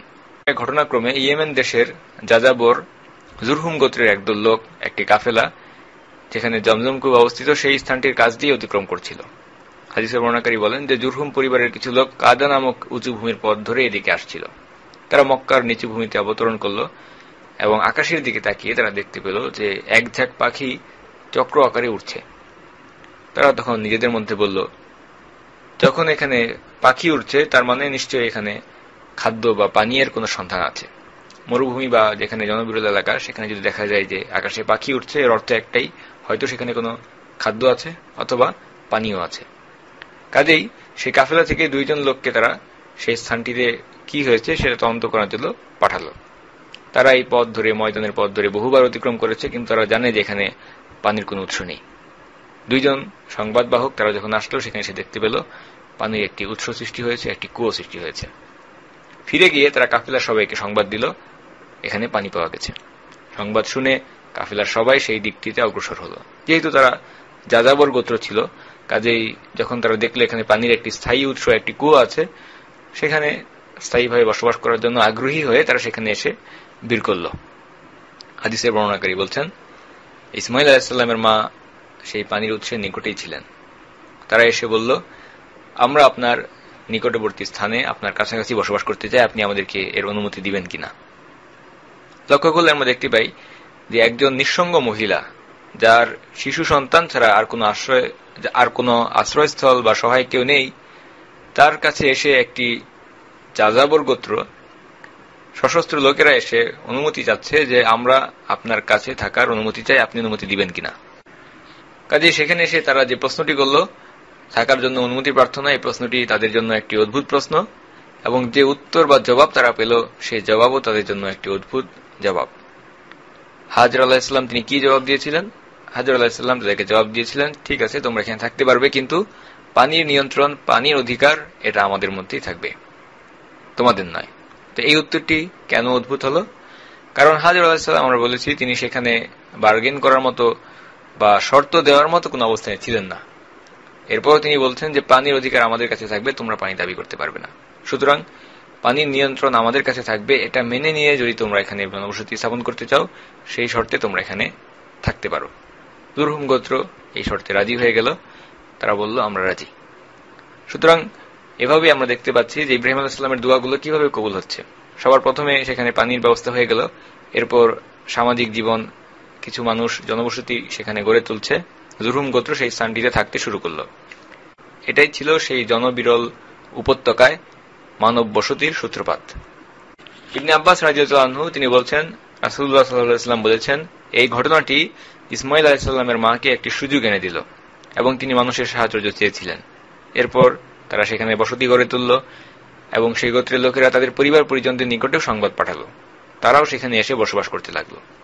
পরিশেষে সেখানে তাদের কয়েকটি পরিবারের একটি বসতি স্থাপিত হয়ে গেল। আর ইসমাঈল আলাইহিস সালামও ধীরে ধীরে যৌবনে উপনীত হলেন এবং তিনি তাদের কাছ থেকে আরবি ভাষা শিক্ষা লাভ করলেন। আমরা বলেছি, ইব্রাহিম আলাইহিস সালাম তিনি ইরাকের মেসোপটেমিয়ান অঞ্চলে বসবাস করতেন, কালডেনিয়ান গোত্রের ছিলেন তিনি, এবং তার অঞ্চলের ভাষা আরবি ছিল না। কাজে ইসমাঈল আলাইহিস সালাম তিনি যখন ইয়েমেনের জুরহুম গোত্রের লোকেদের সাহচর্য লাভ করলেন, তাদের মধ্যে বড় হতে লাগলেন, তিনি তাদের কাছ থেকে বিশুদ্ধ আরবি ভাষা শিক্ষা লাভ করলেন। ইতিমধ্যে তার মা হাজেরা মারা যান, মৃত্যুবরণ করেন এবং পরবর্তীতে পিতা ইব্রাহিম আলাইহিস সালাম তাদেরকে দেখতে আসলেন। তিনি প্রায় সবসময় সফরের উপর থাকতেন, সফররত অবস্থায় থাকতেন, ক্রমাগত একটি স্থান থেকে অন্য স্থানে সফর করেছেন ইব্রাহিম আলাইহিস সালাম। এভাবে এক সময় তিনি মক্কায় আসলেন। মক্কায় এসে তিনি ইসমাঈল আলাইহিস সালামের ঘরের দরজায় কড়া নাড়লেন। ইসমাঈল আলাইহিস সালামের স্ত্রী দরজা খুলে দিলেন। ইব্রাহিম আলাইহিস সালাম জানতে চাইলেন ইসমাঈল কোথায়। জবাবে তার স্ত্রী বললেন, তিনি বাড়িতে নেই। ইব্রাহিম আলাইহিস সালাম তাকে জিজ্ঞাসা করলেন, তোমাদের দিনকাল কেমন যাচ্ছে? তিনি জবাব দিলেন, আমরা অতি দুরবস্থায়, অতি টানাটানি এবং খুব কষ্টে আছি। সুতরাং সেই মহিলাটি ইব্রাহিম আলাইহিস সালামের নিকট তাদের দুঃখ দুর্দশার অভিযোগ করল। ইব্রাহিম আলাইহিস সালাম নিজের পরিচয় প্রদান করলেন না। ইব্রাহিম আলাইহিস সালাম বললেন, তোমার স্বামী বাড়ি আসলে তাকে আমার সালাম জানিয়ে বলবে সে যেন তার ঘরের দরজার চৌকাঠকে বদলিয়ে নেয়। ইব্রাহিম আলাইহিস সালাম নিজের পরিচয় দিলেন না, নিজের নাম পর্যন্ত বললেন না, শুধু বললেন, তোমার স্বামী বাড়িতে আসলে তাকে আমার সালাম দেবে এবং বলবে ঘরের দরজার চৌকাঠকে পরিবর্তন করে নিতে। যখন ইসমাঈল আলাইহিস সালাম বাড়িতে আসলেন, তিনি কিছুটা বুঝতে পারলেন যে বাড়িতে হয়তো কেউ এসেছিলেন। তিনি তার স্ত্রীকে জিজ্ঞাসা করলেন, আমাদের কাছে কেউ এসেছিল কি? স্ত্রী বলল যে হ্যাঁ, আমাদের কাছে একজন এইরকম আকৃতির বৃদ্ধ লোক এসেছিলেন। এবং তিনি আমাকে আপনার সম্পর্কে জিজ্ঞাসা করেছেন, আমি তাকে আপনার সংবাদ দিয়েছি, এবং আমাদের জীবনযাত্রা সম্পর্কে জিজ্ঞাসা করেছিলেন, সেই ক্ষেত্রে আমি তাকে জানিয়েছি আমরা খুব কষ্ট এবং অভাবে আছি। ইসমাইল আলাইহিস সালাম জিজ্ঞাসা করলেন, তিনি কি তোমাকে কোনো উপদেশ দিয়েছেন? তার স্ত্রী বললেন, হ্যাঁ, তিনি আমাকে নির্দেশ দিয়েছেন আমি যেন আপনাকে তার সালাম পৌঁছে দেই, এবং তিনি আরো বলেছেন আপনি যেন আপনার ঘরের দরজার চৌকাঠকে বদল করে ফেলেন। ইসমাইল আলাইহিস সালাম তিনি বুঝতে পারলেন, তিনি বললেন তিনি ছিলেন আমার পিতা ইব্রাহিম আলাইহিস সালাম, এবং সেই কথার দ্বারা তিনি আমাকে নির্দেশ দিয়েছেন আমি যেন তোমাকে পৃথক করে দেই, সুতরাং তুমি তোমার আপনজনদের কাছে চলে যাও। এই কথা বলে ইসমাইল আলাইহিস সালাম তার স্ত্রীকে তালাক দিয়ে দিলেন, এবং পরবর্তীতে ওই লোকেদের মধ্য থেকেই অপর একটি মেয়েকে তিনি বিয়ে করলেন। এরপর ইব্রাহিম আলাইহিস সালাম আরো বেশ কিছুদিন তাদের কাছ থেকে দূরে থাকলেন, যতদিন আল্লাহ চাইলেন। পরবর্তীতে তিনি আবার তাদেরকে দেখতে আসলেন। এবারও আগের বারের মতো ইসমাইল আলাইহিস সালামের দেখা তিনি পেলেন না। ইসমাইল আলাইহিস সালাম বাড়ির বাইরে ছিলেন, ছেলের বউকে তিনি বাড়িতে পেলেন। ইব্রাহিম আলাইহিস সালাম নিজের পরিচয় প্রদান করলেন না, তিনি ইসমাইল আলাইহিস সালাম সম্পর্কে জিজ্ঞাসা করলেন। ইসমাইল আলাইহিস সালামের স্ত্রী বললেন তিনি আমাদের খাবারের খোঁজে বাইরে বের হয়ে গেছেন। ইব্রাহিম আলাইহিস সালাম জিজ্ঞাসা করলেন তোমরা কেমন আছো, তোমাদের জীবন কেমন চলছে? তিনি তাদের জীবনযাপন, জীবিকা ইত্যাদি অবস্থা সম্পর্কে জানতে চাইলেন। তখন ইসমাইল আলাইহিস সালামের স্ত্রী সেই জবাব দিলেন, আমরা ভালো এবং সচ্ছল অবস্থাতেই আছি, এবং এই কারণে তিনি আল্লাহর প্রশংসা করলেন। ইব্রাহিম আলাইহিস সালাম জিজ্ঞাসা করলেন তোমাদের প্রধান খাদ্য কি? লক্ষ্য করলে আমরা দেখতে পাই ইব্রাহিম আলাইহিস সালাম যখন ইসমাইল আলাইহিস সালামের স্ত্রীর কাছে, ইসমাইল আলাইহিস সালামের দুইজন স্ত্রীর কাছে জানতে যাচ্ছেন তারা কেমন আছে, প্রথম স্ত্রী তিনি জবাব দিয়েছিলেন যে আমরা খুব কষ্ট এবং অভাবের মধ্যে আছি। অর্থাৎ ইসমাইল আলাইহিস সালাম যে জীবিকা উপার্জন করছিলেন সেটাতে তার স্ত্রী সন্তুষ্ট ছিলেন না। সেই জন্য আমরা দেখতে পাই ইব্রাহিম আলাইহিস সালাম তার সন্তানকে জানিয়ে দিচ্ছেন তিনি যেন তার ঘরে চৌকাঠকে বদল করে ফেলেন, অর্থাৎ তার স্ত্রীকে পৃথক করে দেন, তালাক দিয়ে দেন। পরবর্তীতে ইসমাইল আলাইহিস সালাম যাকে বিয়ে করেছিলেন সেই স্ত্রীর কাছে যখন ইব্রাহিম আলাইহিস সালাম তাদের জীবনযাপন অবস্থা সম্পর্কে জানতে চাইলেন, পরবর্তী স্ত্রী তিনি সন্তুষ্টি প্রকাশ করলেন, আল্লাহর প্রশংসাও করলেন এবং বললেন আমরা ভালো এবং সচ্ছল অবস্থার মধ্যেই আছি। ইব্রাহিম আলাইহিস সালাম প্রশ্ন করলেন তোমাদের প্রধান খাদ্য কি? যেহেতু ইসমাইল আলাইহিস সালামের স্ত্রী জবাব দিচ্ছেন যে আমরা ভালো এবং সচ্ছল অবস্থার মধ্যেই আছি, কাজেই ইব্রাহিম আলাইহিস সালাম তাদেরকে জিজ্ঞাসা করছেন তোমাদের প্রধান খাদ্য কি। এর মাধ্যমে আমরা বুঝতে পারি যে আসলে সচ্ছল এবং ভালো অবস্থা বলতে তাদের জীবন জীবিকা কেমন ছিল। ইব্রাহিম আলাইহিস সালাম জিজ্ঞাসা করলেন প্রধান খাদ্য কি? মহিলা জবাব দিলেন, ইসমাইল আলাইহিস সালামের স্ত্রী জবাব দিলেন আমাদের প্রধান খাদ্য হচ্ছে মাংস বা গোশত। ইব্রাহিম আলাইহিস সালাম আরো জানতে চাইলেন তোমাদের পানীয় কি? তিনি বললেন পানি। সুতরাং আমরা দেখতে পাচ্ছি শুধুমাত্র গোশত, মাংস এবং পানি, বাস এতটুকুই হচ্ছে তাদের দৈনন্দিন খাদ্য তালিকা। শুধুমাত্র মাংস এবং পানীয়ের উপরে ভিত্তি করে তারা সেই মরুভূমির মতো রুক্ষ পরিবেশ সেই এলাকায় তারা টিকে আছেন, যেখানে ফল ফসলাদি বা দানাদার কোনো খাদ্য শস্য সেখানে জন্মায় না। এই জবাব শুনে ইব্রাহিম আলাইহিস সালাম তাদের জন্য আল্লাহ সুবহানাহু ওয়া তাআলার কাছে দোয়া করলেন এবং বললেন যে ইয়া আল্লাহ তাদের গোশত এবং পানীয়তে তাদের পানিতে বরকত দান করুন। রাসূলুল্লাহ সাল্লাল্লাহু আলাইহি ওয়াসাল্লাম যিনি আমাদেরকে এই ঘটনাগুলো হাদিসের মাধ্যমে বর্ণনা করছেন, একটি দীর্ঘ হাদিসে এই সবগুলো ঘটনা এসেছে। রাসূলুল্লাহ সাল্লাল্লাহু আলাইহি ওয়াসাল্লাম বলেছেন যে ওই সময়ে তাদের সেই এলাকায় কোনো খাদ্যশস্য উৎপাদিত হতো না। যদি সেখানে কোনো খাদ্যশস্য উৎপাদিত হতো তাহলে ইব্রাহিম আলাইহিস সালাম সেই বিষয়ের জন্য তাদের কাছে সেই বিষয়ের জন্য আল্লাহ সুবহানাহু ওয়া তাআলার কাছে দোয়া করছেন। ইব্রাহিম আলাইহিস সালাম দোয়া করলেন যেন তাদের গোশত এবং পানীয়তে বরকত দেওয়া হয়। যদি খাদ্যশস্য উৎপাদিত হতো তাহলে ইব্রাহিম আলাইহিস সালাম সেটার জন্য আল্লাহ সুবহানাহু ওয়া তাআলার কাছে দোয়া করতেন। হাদিসের বর্ণনাকারী বলছেন মক্কা ছাড়া অন্য কোন এলাকায় শুধুমাত্র গোশত এবং পানি খেয়ে জীবন ধারণ করা অসম্ভব, কেননা শুধুমাত্র গোশত এবং পানি এটা জীবনযাপনের অনুকূল হতে পারে না। যাই হোক, ইব্রাহিম আলাইহিস সালাম ইসমাইল আলাইহিস সালামের দ্বিতীয় স্ত্রীকে তার স্বামীর উপার্জন জীবিকার উপর সন্তুষ্ট চিত্ত দেখে তিনি বললেন যখন তোমার স্বামী ফিরে আসবে তখন তাকে আমার সালাম জানাবে এবং তাকে আমার পক্ষ থেকে নির্দেশ পৌঁছে দেবে সে যেন তার ঘরের দরজার চৌকাঠকে ঠিক রাখে। যখন পরবর্তীতে ইসমাইল আলাইহিস সালাম ফিরে আসলেন তখন তিনি বললেন বাড়িতে কেউ এসেছিল কিনা। তার স্ত্রী জবাব দিলেন হ্যাঁ, একজন সুন্দর আকৃতির সুন্দর চেহারার বৃদ্ধ ব্যক্তি এসেছিলেন। এবং এরপরে বললেন যে তিনি আমাকে আপনার সম্পর্কে জিজ্ঞাসাবাদ করেছিলেন এবং আপনার সংবাদ আমি তাকে জানিয়েছি। এরপর তিনি আমাদের জীবনযাত্রা সম্পর্কে জানতে চেয়েছেন এবং আমি তাকে জানিয়েছি যে আমরা ভালো আছি আলহামদুলিল্লাহ। ইসমাইল আলাইহিস সালাম বললেন তিনি কি আর কোনো কিছু আদেশ করেছেন কিনা? স্ত্রী জবাব দিলেন হ্যাঁ, তিনি আপনার প্রতি সালাম জানিয়ে আপনাকে নির্দেশ দিয়েছেন আপনি যেন ঘরের দরজার চৌকাঠকে ঠিক রাখেন। ইসমাইল আলাইহিস সালাম বললেন, তিনি আমার পিতা ইব্রাহিম আলাইহিস সালাম, আর তুমি হচ্ছে আমার ঘরের দরজা চৌকাঠ। এবং এই কথার মাধ্যমে তিনি আমাকে নির্দেশ দিয়েছেন আমি যেন তোমাকে স্ত্রী হিসেবে বহাল রাখি। সেই ঘটনার পর ইব্রাহিম আলাইহিস সালাম আবার তার সন্তান ইসমাইল আলাইহিস সালামের কাছ থেকে দূরে থাকলেন যতদিন আল্লাহ চাইলেন। পরবর্তীতে আবার তিনি মক্কায় আসলেন তাদেরকে দেখার জন্য। সুতরাং ইব্রাহিম আলাইহিস সালাম একাধিকবার মক্কা সফর করেছেন তার সন্তান ইসমাইল আলাইহিস সালামকে দেখার জন্য। এবারে যখন ইব্রাহিম আলাইহিস সালাম আসলেন, তিনি এসে বললেন, আমরা আল্লাহর ঘর নির্মাণের জন্য আদিষ্ট হয়েছি। আল্লাহ আমাকে আদেশ করেছেন যেন আমি এখানে আল্লাহর ঘর বাইতুল্লাহকে নির্মাণ করি। ইব্রাহিম আলাইহিস সালাম যখন আসলেন, তিনি দেখতে পেলেন জমজম কূপের নিকটে, জমজম কূপের কাছে একটি বিরাট বৃক্ষের নিচে বসে ইসমাইল আলাইহিস সালাম তার একটি তীরকে মেরামত করছেন। দীর্ঘদিন পর পিতা পুত্রের সাক্ষাৎ, যখন তিনি তার পিতাকে দেখতে পেলেন, তিনি দাঁড়িয়ে তার দিকে এগিয়ে গেলেন। হাদিসের বর্ণনাকারী বলছেন, এরপর একজন পিতা তার পুত্রের সঙ্গে এবং পুত্র তার পিতার সঙ্গে সাক্ষাৎ হলে যেরূপ করে থাকেন তারা উভয়ে তাই করলেন। এরপর ইব্রাহিম আলাইহিস সালাম তার সন্তানকে বললেন, হে ইসমাইল, আল্লাহ আমাকে একটি কাজের নির্দেশ দিয়েছেন, আল্লাহ আমাকে একটি কাজের জন্য আদেশ দিয়েছেন। ইসমাইল আলাইহিস সালাম বললেন, আপনার রব আপনাকে যা আদেশ করেছেন সেটাই বাস্তবায়িত করুন। ইব্রাহিম আলাইহিস সালাম বললেন, তুমি আমাকে সাহায্য করবে কি? ইসমাইল আলাইহিস সালাম বললেন, আমি আপনার সাহায্য করব। ইব্রাহিম আলাইহিস সালাম বললেন, আল্লাহ আমাকে এখানে একটি ঘর বানাতে নির্দেশ দিয়েছেন। এই বলে তিনি সেই স্থানে অবস্থিত একটি উঁচু টিলার দিকে ইঙ্গিত করলেন, ইশারা করলেন এবং এর চারপাশে ঘেরাও দিয়ে তখনই তারা উভয়ে কাবা ঘরের দেয়াল নির্মাণের কাজে লেগে গেলেন। ইসমাইল আলাইহিস সালাম পাথর নিয়ে আসতেন এবং ইব্রাহিম আলাইহিস সালাম সেই ঘরকে নির্মাণ করতেন। এভাবে নির্মাণ করতে করতে যখন দেয়াল উঁচু হয়ে গেল, তখন ইসমাইল আলাইহিস সালাম সেই বিখ্যাত মাকামে ইব্রাহিম নামে খ্যাত পাথরটিকে আনলেন এবং ইব্রাহিম আলাইহিস সালামের জন্য সেটাকে যথাযথ স্থানে রাখলেন। ইব্রাহিম আলাইহিস সালাম সেই পাথরের উপরে দাঁড়িয়ে বাকি নির্মাণ কাজ করতে লাগলেন। ইসমাইল আলাইহিস সালাম তাকে আরো পাথরের যোগান দিতে থাকলেন এবং এরপর তারা দুইজনেই এই দোয়া করতে লাগলেন, হে আমাদের রব, আমাদের কাছ থেকে এই কাজকে আপনি কবুল করে নিন, নিশ্চয়ই আপনি সবকিছু শুনেন এবং সবকিছু জানেন। এবং তারা উভয়ে আবার কাবাঘর তৈরি করতে থাকলেন এবং কাবাঘরের চারদিকে ঘুরে ঘুরে তারা এই দোয়া করতে লাগলেন, ربنا تقبل منا إنك أنت السميع العليم। হে আমাদের রব, আমাদের এই কাজকে আপনি কবুল করে নিন, নিশ্চয়ই আপনি সবকিছু জানেন এবং সবকিছু শুনেন। এবং আল্লাহ সুবহানাহু ওয়া তাআলা আমরা দেখতে পাই এই বিষয়টি আমাদের জন্য কুরআনের মাধ্যমে উপস্থাপন করেছেন।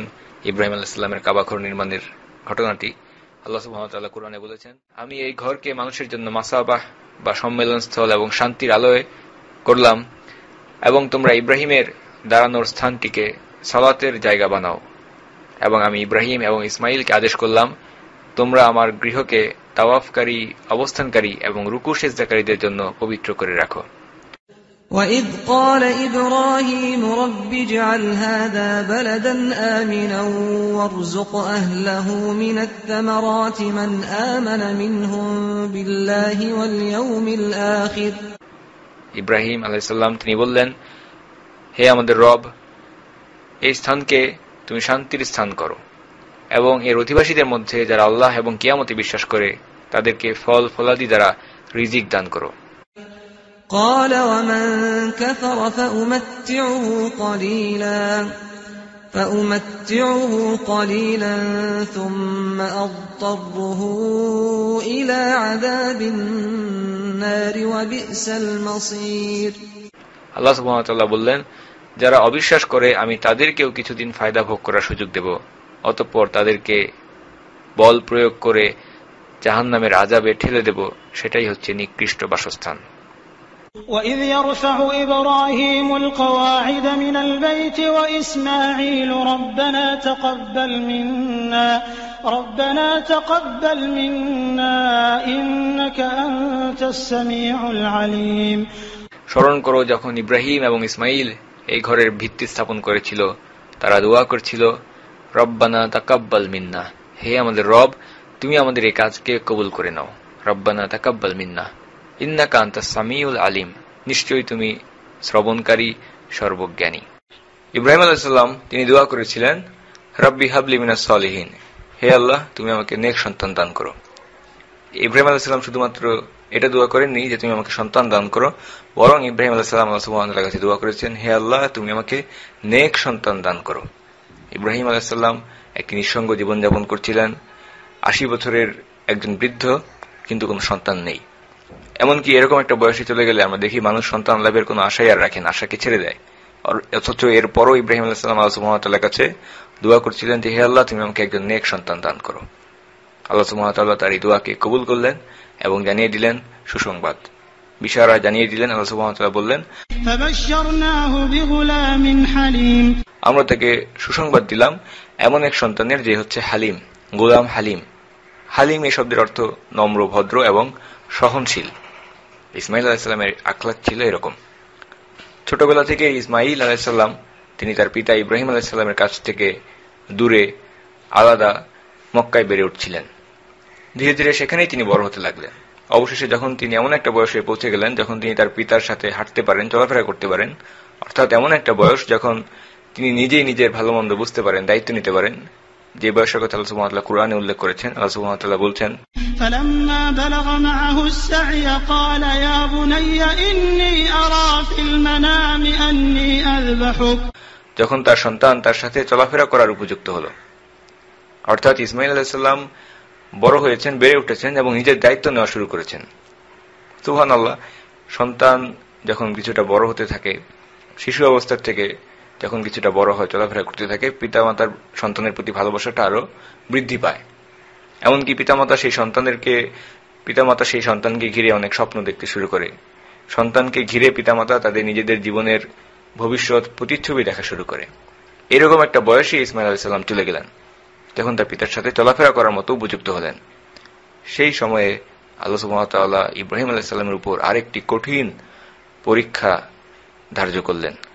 ইব্রাহিম আলাইহিস সালাম তিনি স্বপ্ন দেখলেন, এবং আমরা জানি নবীদের স্বপ্ন হচ্ছে সত্য, বাস্তব, ওয়াহি। ইব্রাহিম আলাইহিস সালাম তিনি স্বপ্নে দেখলেন তার সন্তান ইসমাইল আলাইহিস সালামকে তিনি জবেহ করছেন, কুরবানি করছেন আল্লাহর জন্য। তার প্রিয় সন্তান 80 বছরের নিঃসঙ্গ জীবনের পর তিনি যে সন্তানকে লাভ করলেন, সেই সন্তানকে তিনি আল্লাহর উদ্দেশ্যে কুরবানি করছেন। অত্যন্ত কঠিন একটা পরীক্ষা। ইব্রাহিম আলাইহিস সালাম তিনি চাইলে সরাসরি এই আদেশকে বাস্তবায়িত করতে পারতেন। ঘুমের মধ্যে ইসমাইল আলাইহিস সালামকে কুরবানি করে দিতে পারতেন, ছুরি চালিয়ে দিতে পারতেন, অথবা জোর করতে পারতেন। কিছু না বলে সরাসরি ইসমাইল আলাইহিস সালামকে, শিশু সন্তান, তাকে কুরবানি করে দিতে পারতেন। কিন্তু ইব্রাহিম আলাইহিস সালাম এমনটা করেননি।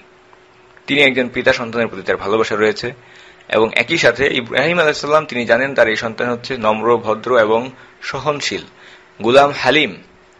সেই সন্তানের উপর, যদিও বা শিশু সন্তান, এরপরও ইব্রাহিম আলাইহিস সালাম ইসমাইল আলাইহিস সালামের সাথে এই বিষয়টি নিয়ে আলাপ করলেন, কথা বললেন।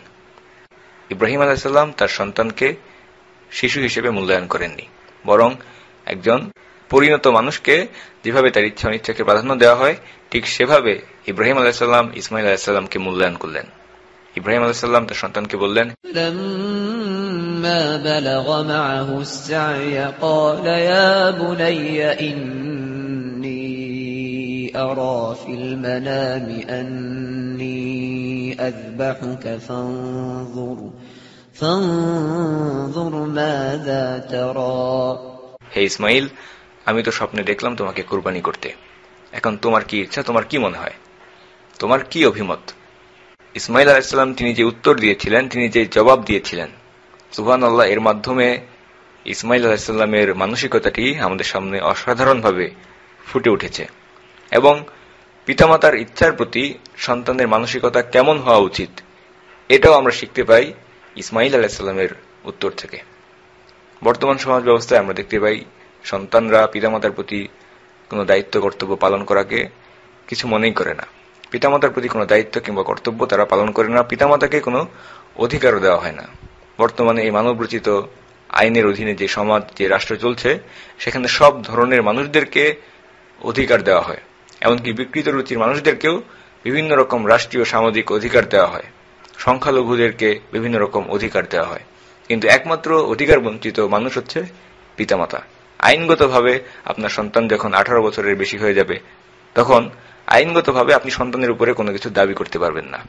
তারা তথাকথিত ব্যক্তি স্বাধীনতার নামে পিতামাতার কাছ থেকে সন্তানকে বিচ্ছিন্ন করে ফেলে। এই সমাজে সব ধরনের মানুষের অধিকার আছে, কিন্তু পিতামাতা সন্তানের কাছ থেকে আইনগতভাবে কোনো অধিকার পায় না, অধিকার বঞ্চিত হয়।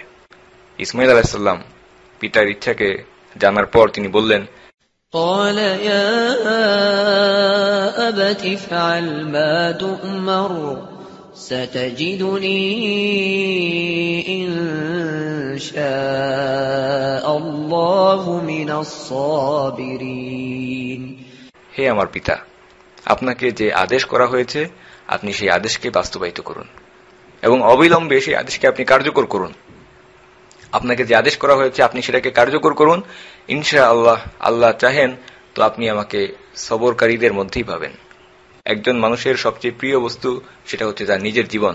ইসমাইল আলাইহিস সালাম তার নিজের জীবনকে বিলিয়ে দিচ্ছেন তার পিতার ইচ্ছাকে বাস্তবায়িত করার জন্য। সুবহানাল্লাহ। বর্তমান সময়ে আমরা দেখতে পাই সন্তান পিতামাতার প্রতি তাদেরকে দেখাশোনা করা, তাদের খোঁজ খবর নেওয়া, বৃদ্ধ বয়সে তাদের পাশে থাকা, এই দায়িত্বকে অনেক বড় বলে মনে করে এবং অনেকেই এই দায়িত্ব পালন করে না। পিতামাতাকে তারা এমন একটা অবস্থায়, পরিত্যক্ত অবস্থায় ফেলে আসে, অবশেষে বৃদ্ধাশ্রমে তাদেরকে দেখাশোনা করতে হয়। আইনগতভাবে সন্তানের বয়স 18 হয়ে গেলে পিতামাতা তাদের কাছ থেকে আর কোনো কিছু দাবি করতে পারে না। এটা মানুষের তৈরি করা একটা আইন এবং এই ত্রুটি, এই দূষণটা মুসলিমদেরকেও স্পর্শ করেছে। কারণ আমরা যে সমাজে বসবাস করি সেই সমাজ থেকে আমরাও প্রভাবিত হই। ইসমাইল আলাইহিস সালাম তার নিজের জীবনকে আল্লাহ এবং তার পিতা ইব্রাহিম আলাইহিস সালামের সন্তুষ্টির জন্য পেশ করছেন। ইসমাইল আলাইহিস সালাম বললেন, আপনাকে যেটা আদেশ করা হয়েছে আপনি সেটাই বাস্তবায়ন করেন, ইনশাআল্লাহ আপনি আমাকে ধৈর্যশীলদের মধ্যেই পাবেন। এবং এই উক্তির মাধ্যমে আমরা দেখতে পাই ইসমাইল আলাইহিস সালাম তিনি একজন সহনশীল, নম্র, ভদ্র, আল্লাহ যেটা বলেছেন গুলাম হালিম, সেই হালিম ইসমাইল আলাইহিস সালাম ছিলেন। কারণ ইসমাইল আলাইহিস সালাম সরাসরি এভাবে বলেন নাই যে আপনি আমাকে সবরকারী হিসেবেই পাবেন, বরং তিনি বিনয়ের সাথে বলছেন যে যারা সবরকারী তাদের মধ্যে একজন ব্যক্তি হিসেবে ইনশাআল্লাহ, যদি আল্লাহ চান তো আপনি আমাকে পাবেন। ইসমাইল আলাইহিস সালাম তার নিজের এই কাজের জন্য কোনো নিশ্চয়তা দিচ্ছেন না। তিনি বলছেন যদি আল্লাহ আমাকে ধৈর্যশীল অবস্থায় রাখেন ইনশাআল্লাহ আপনি আমাকে সেভাবেই পাবেন। এবং এটা খুবই গুরুত্বপূর্ণ একটা বিষয়। আমরা কখনোই আমাদের কোনো কাজের নিশ্চয়তা দিতে পারি না যে আমরা এটা করবই, বরং আমাদের বলা উচিত যদি আল্লাহ চান তো আমরা এই কাজটা আশা করি করতে পারবো। এবং আমাদের সবসময় আল্লাহর তৌফিক চাওয়া উচিত, কারণ আল্লাহর তৌফিক ছাড়া কোনো কাজ হয় না। যেমন আমরা সালাতে সবসময় বলে থাকি ইহদিনাস সিরাতাল মুস্তাকিম, হে আল্লাহ তুমি আমাদেরকে সরল পথে চালিত করো, আমাদেরকে সাহায্য করো, আমাদেরকে হেদায়েত দাও এবং আমরা যেন তোমার ইবাদত করতে পারি সেই সুযোগ আমাদের দাও। যখন আল্লাহ সুবহানাহু ওয়া তাআলা আমাদেরকে সেই সুযোগ দেন, আমরা আল্লাহর ইবাদত করে থাকি, এরপর আমাদের সেটার জন্য শুকরিয়া পেশ করা উচিত যে হে আল্লাহ তুমি আমাদেরকে সুযোগ দিয়েছো বলেই আমরা তোমার ইবাদত করতে পেরেছি। এরপর আল্লাহ সুবহানাহু ওয়া তাআলা কুরআনে উল্লেখ করছেন فَلَمَّا أَسْلَمَا وَتَلَّهُ لِلْجَبِينِ। অতঃপর যখন তারা নিজেদেরকে আমার সামনে সমর্পণ করলো, যখন পিতা পুত্র উভয়েই আনুগত্য প্রকাশ করলো, ফালাম্মা আসলামা, পিতা পুত্র উভয়েই আত্মসমর্পণ করলো, আনুগত্য প্রকাশ করলো এবং ইব্রাহিম তাকে জবেহ করার জন্য শুইয়ে দিল। আল্লাহ সুবহানাহু ওয়া তাআলা এই দৃশ্যটাকে আমাদের চোখের সামনে অঙ্কন করছেন। এমন একটা অবস্থা, এমন একটা দৃশ্য যেখানে ইসমাইল আলাইহিস সালাম উপর হয়ে মাটিতে শুয়ে আছেন, তার কপাল মাটিতে শুয়ে আছে এবং ইব্রাহিম আলাইহিস সালাম তার হাতে ছুরি বা খঞ্জর ধরে ইসমাইল আলাইহিস সালামের ঘাড়ের উপর রাখছেন। যখন তারা তাদেরকে আমার সামনে সমর্পণ করলো, সঁপে দিল, পেশ করলো, আত্মসমর্পণ করলো। আসলামা, আসলামা এবং ইসলাম আমরা দেখতে পাই এই দুইটা শব্দ একই শব্দমূল বা একই ধাতু থেকে উৎপন্ন হয়েছে। আল্লাহ সুবহানাহু ওয়া তাআলা বললেন তারা নিজেদেরকে সঁপে দিয়েছিল, আত্মসমর্পণ করেছে। সেই অবস্থায়, সেই দৃশ্যে পিতা এবং পুত্র উভয়েই চূড়ান্তভাবে নিজেদেরকে সঁপে দিল, আত্মসমর্পণ করল। আত্মসমর্পণ করা নিজের ইচ্ছাকে, এটাই হচ্ছে ইসলাম। মুসলিম অর্থই যে ব্যক্তি নিজের ইচ্ছাকে, নিজের ইচ্ছা অনিচ্ছাকে সম্পূর্ণভাবে আল্লাহর কাছে সমর্পণ করে সঁপে দেয়। যদিও বা নিজের নফস, নিজের ভালো মন্দ হয়তো ভিন্ন কিছু বলে, কিন্তু এরপরও নিজের ইচ্ছা, নিজের আশার বিরুদ্ধে গিয়ে নিজেকে আল্লাহর কাছে সঁপে দেওয়া, এটাই হচ্ছে ইসলাম। ইব্রাহিম আলাইহিস সালাম এবং ইসমাইল আলাইহিস সালাম এই কাজটি করেছিলেন, এটা একটা ইবাদতের অংশ হিসেবে, ইসলাম হিসেবে। সাধারণভাবে আমরা দেখতে পাই কোনো সন্তানই চায় না যে তার নিজের জীবনটা এভাবে কেড়ে নেওয়া হোক, ঠিক তেমনিভাবে কোনো পিতাই চায় না যে তার সন্তানকে জবে করা হোক। কিন্তু এরপরও তারা আত্মসমর্পণ করলেন, কারণ এটাই ছিল ইসলাম। সেই সংকটময় কঠিন মুহূর্তে যখন ইব্রাহিম আলাইহিস সালাম হাতে ছুরি ধরে ইসমাইল আলাইহিস সালামের ঘাড়ের উপর রাখলেন এবং ছুরিকে চালাতে শুরু করলেন, আল্লাহ সুবহানাহু ওয়া তাআলা তিনি কি বললেন? আল্লাহ সুবহানাহু ওয়া তাআলা বললেন, وَنَادَيْنَاهُ أَن يَا إِبْرَاهِيمُ قَدْ صَدَّقْتَ الرُّؤْيَا إِنَّا كَذَلِكَ نَجْزِي الْمُحْسِنِينَ। তখন আমি তাকে ডাক দিয়ে বললাম, ইয়া ইব্রাহিম, হে ইব্রাহিম, তুমি তো তোমার স্বপ্নকে বাস্তবে পরিণত করে দেখিয়েছ, তুমি তো স্বপ্নকে সত্যি করে দেখালে, আমি এভাবেই সৎকর্মীদেরকে প্রতিদান দিয়ে থাকি। আল্লাহ সুবহানাহু ওয়া তাআলা বললেন, হে ইব্রাহিম, তুমি তোমার স্বপ্নকে পূরণ করেছ, তোমার স্বপ্ন বাস্তবায়িত হয়েছে, তোমার স্বপ্ন, তোমার কুরবানিকে তুমি বাস্তবে রূপ দিয়েছ। আল্লাহ সুবহানাহু ওয়া তাআলা বললেন, ইন্না হাযা লাহুয়াল বালাউল মুবিন, আর এটা একটা সুস্পষ্ট পরীক্ষা ছিল। এই পরীক্ষা তোমার জন্য ছিল, তোমার পুত্র ইসমাইলের জন্য ছিল, তোমরা উভয়ে এই পরীক্ষায় উত্তীর্ণ হয়েছ। ইব্রাহিম আলাইহিস সালামের মাধ্যমে ইসমাইল আলাইহিস সালামকে কুরবানি করা, এটা সুস্পষ্টভাবে আল্লাহ সুবহানাহু ওয়া তাআলার পক্ষ থেকে তাদের উভয়ের জন্য একটা পরীক্ষা ছিল। তাদের সবচেয়ে প্রিয় বস্তুকে আল্লাহর জন্য উৎসর্গ করা।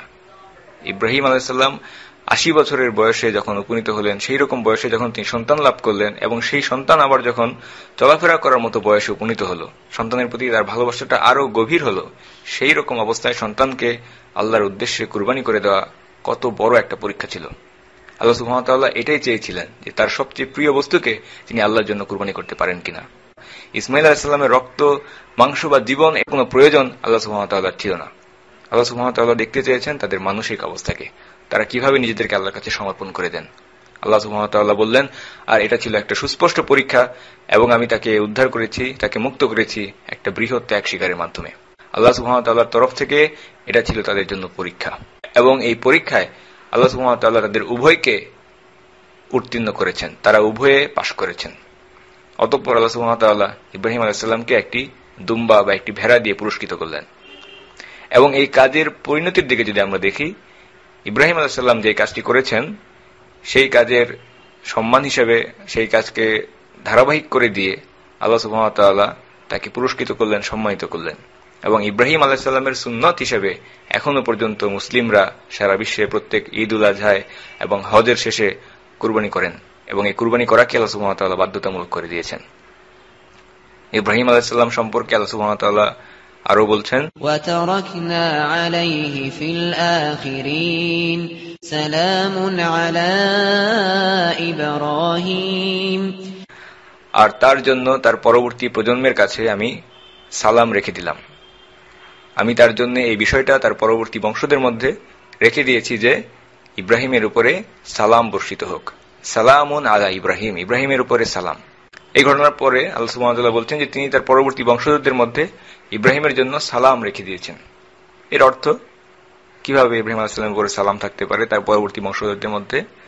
এটা হচ্ছে আমরা সালাতে, বৈঠকে, তাশাহুদে ইব্রাহিম আলাইহিস সালাম এবং মুহাম্মদ সাল্লাল্লাহু আলাইহি ওয়াসাল্লামের উপরে দরুদ এবং সালাম পেশ করে থাকি। আল্লাহ সুবহানাহু ওয়া তাআলা বলছেন, পরবর্তী বংশধরদের মধ্যে ইব্রাহিমের জন্য আমরা শান্তির পয়গাম রেখে দিলাম।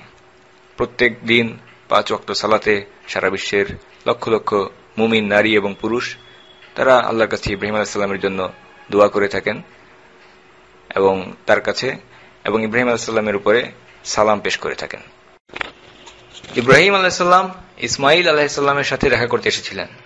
ইব্রাহিম আলাইহিস সালাম একাধিকবার মক্কা সফর করেছেন। এর মধ্যে ইমাম বুখারী কর্তৃক উল্লেখিত একটি হাদিস থেকে আমরা জানতে পারি, ইব্রাহিম আলাইহিস সালাম ইসমাইল আলাইহিস সালামের কাছে আসলেন এবং বললেন, আমাকে আদেশ করা হয়েছে আল্লাহর ঘরকে নির্মাণ করার জন্য। আমরা আল্লাহর ঘর বাইতুল্লাহ নির্মাণের জন্য আদিষ্ট হয়েছি। ইব্রাহিম আলাইহিস সালাম এবং ইসমাইল আলাইহিস সালাম তার উভয়ে আল্লাহর ঘর বাইতুল্লাহ নির্মাণ করার কাজে লেগে গেলেন। বাইতুল্লাহর স্থানটি সৃষ্টির শুরু থেকে ছিল একটি পবিত্র স্থান। আদম আলাইহিস সালামের সময় থেকে এই স্থানটি ছিল একটি বিশেষ ধর্মীয় পবিত্র স্থান, এবং এই স্থানটি সুপরিচিত ছিল, নবীগণ সেখানে হজ করতে আসতেন। যদিও আদম আলাইহিস সালাম ওই স্থানটিতে কিছু নির্মাণ করেছিলেন কিনা সেটা নিয়ে উলামাগণদের মধ্যে কিছুটা মতপার্থক্য রয়েছে, এবং ধারণা করা হয়ে থাকে যে ইব্রাহিম আলাইহিস সালামই প্রথম ব্যক্তি যিনি সেখানে বাইতুল্লাহ আল্লাহর ঘর নির্মাণ করেছেন। কিন্তু এই বিষয়ে কোনো মতভেদ নেই যে সেই স্থানটি যেখানে কাবা ঘর অবস্থিত সেটা সৃষ্টির শুরু থেকেই একটি পবিত্র বিশেষ মর্যাদা সম্পন্ন স্থান ছিল। ইব্রাহিম আলাইহিস সালাম সেখানে বাইতুল্লাহ নির্মাণ করেছেন, শুধু তখন থেকেই নয় বরং তার আগে থেকেই সেই স্থানটি পবিত্র ছিল। যেমনটি আমরা দেখতে পাই মসজিদ আল আকসার ক্ষেত্রে। আল ইসরা, সেই রাতে ভ্রমণকালে রাসূলুল্লাহ সাল্লাল্লাহু আলাইহি ওয়াসাল্লাম যখন মসজিদ আল আকসাতে গেলেন তখন সেই স্থানটিতে কিছুই ছিল না, এমনকি খলিফা ওমর বিন খাত্তাব রাদিয়াল্লাহু আনহু যখন জেরুজালেমকে জয় করলেন, সেই সময়েও আল আকসার সেই স্থানটিতে ময়লা ফেলার একটি জায়গা ছিল, পরিত্যক্ত এলাকা ছিল, সেখানে আবর্জনা পড়ে থাকত। কিন্তু এরপরও সেই স্থানটি ছিল মসজিদ আল আকসার অন্তর্ভুক্ত একটি পবিত্র ধর্মীয় স্থান। হারাম শরীফের মসজিদগুলো সাহাবীদের সময় এবং পরবর্তীতে খলিফা আব্দুল মালিক বিন মারওয়ানের সময়ে বড় করা হয়েছিল, সম্প্রসারিত করা হয়েছিল। কিন্তু এর বিশেষত্বের কারণ কি? সাধারণভাবে এই অঞ্চলটি এক টুকরো জমি মাত্র। পৃথিবীর অন্যান্য স্থানের মতো এটিও একটি স্থান যেটা মরুভূমির মধ্যে অবস্থিত। কিন্তু কিসের কারণে এই আল কাবা, এই জমিনটি অসাধারণ হয়ে গেল? সাধারণভাবে এটা একটা মরুভূমি মাত্র। আল্লাহ সুবহানাহু ওয়া তাআলা কুরআনে বলছেন, وَرَبُّكَ يَخْلُقُ مَا يَشَاءُ وَيَخْتَارُ আল্লাহ যা চান তৈরি করেন এবং তার মধ্য থেকে বাছাই করেন। আল্লাহ সুবহানাহু ওয়া তাআলা তার সৃষ্টিগুলোর মধ্য থেকে বাছাই করে নেন এবং কাউকে অন্যের উপরে শ্রেষ্ঠত্ব প্রদান করেন।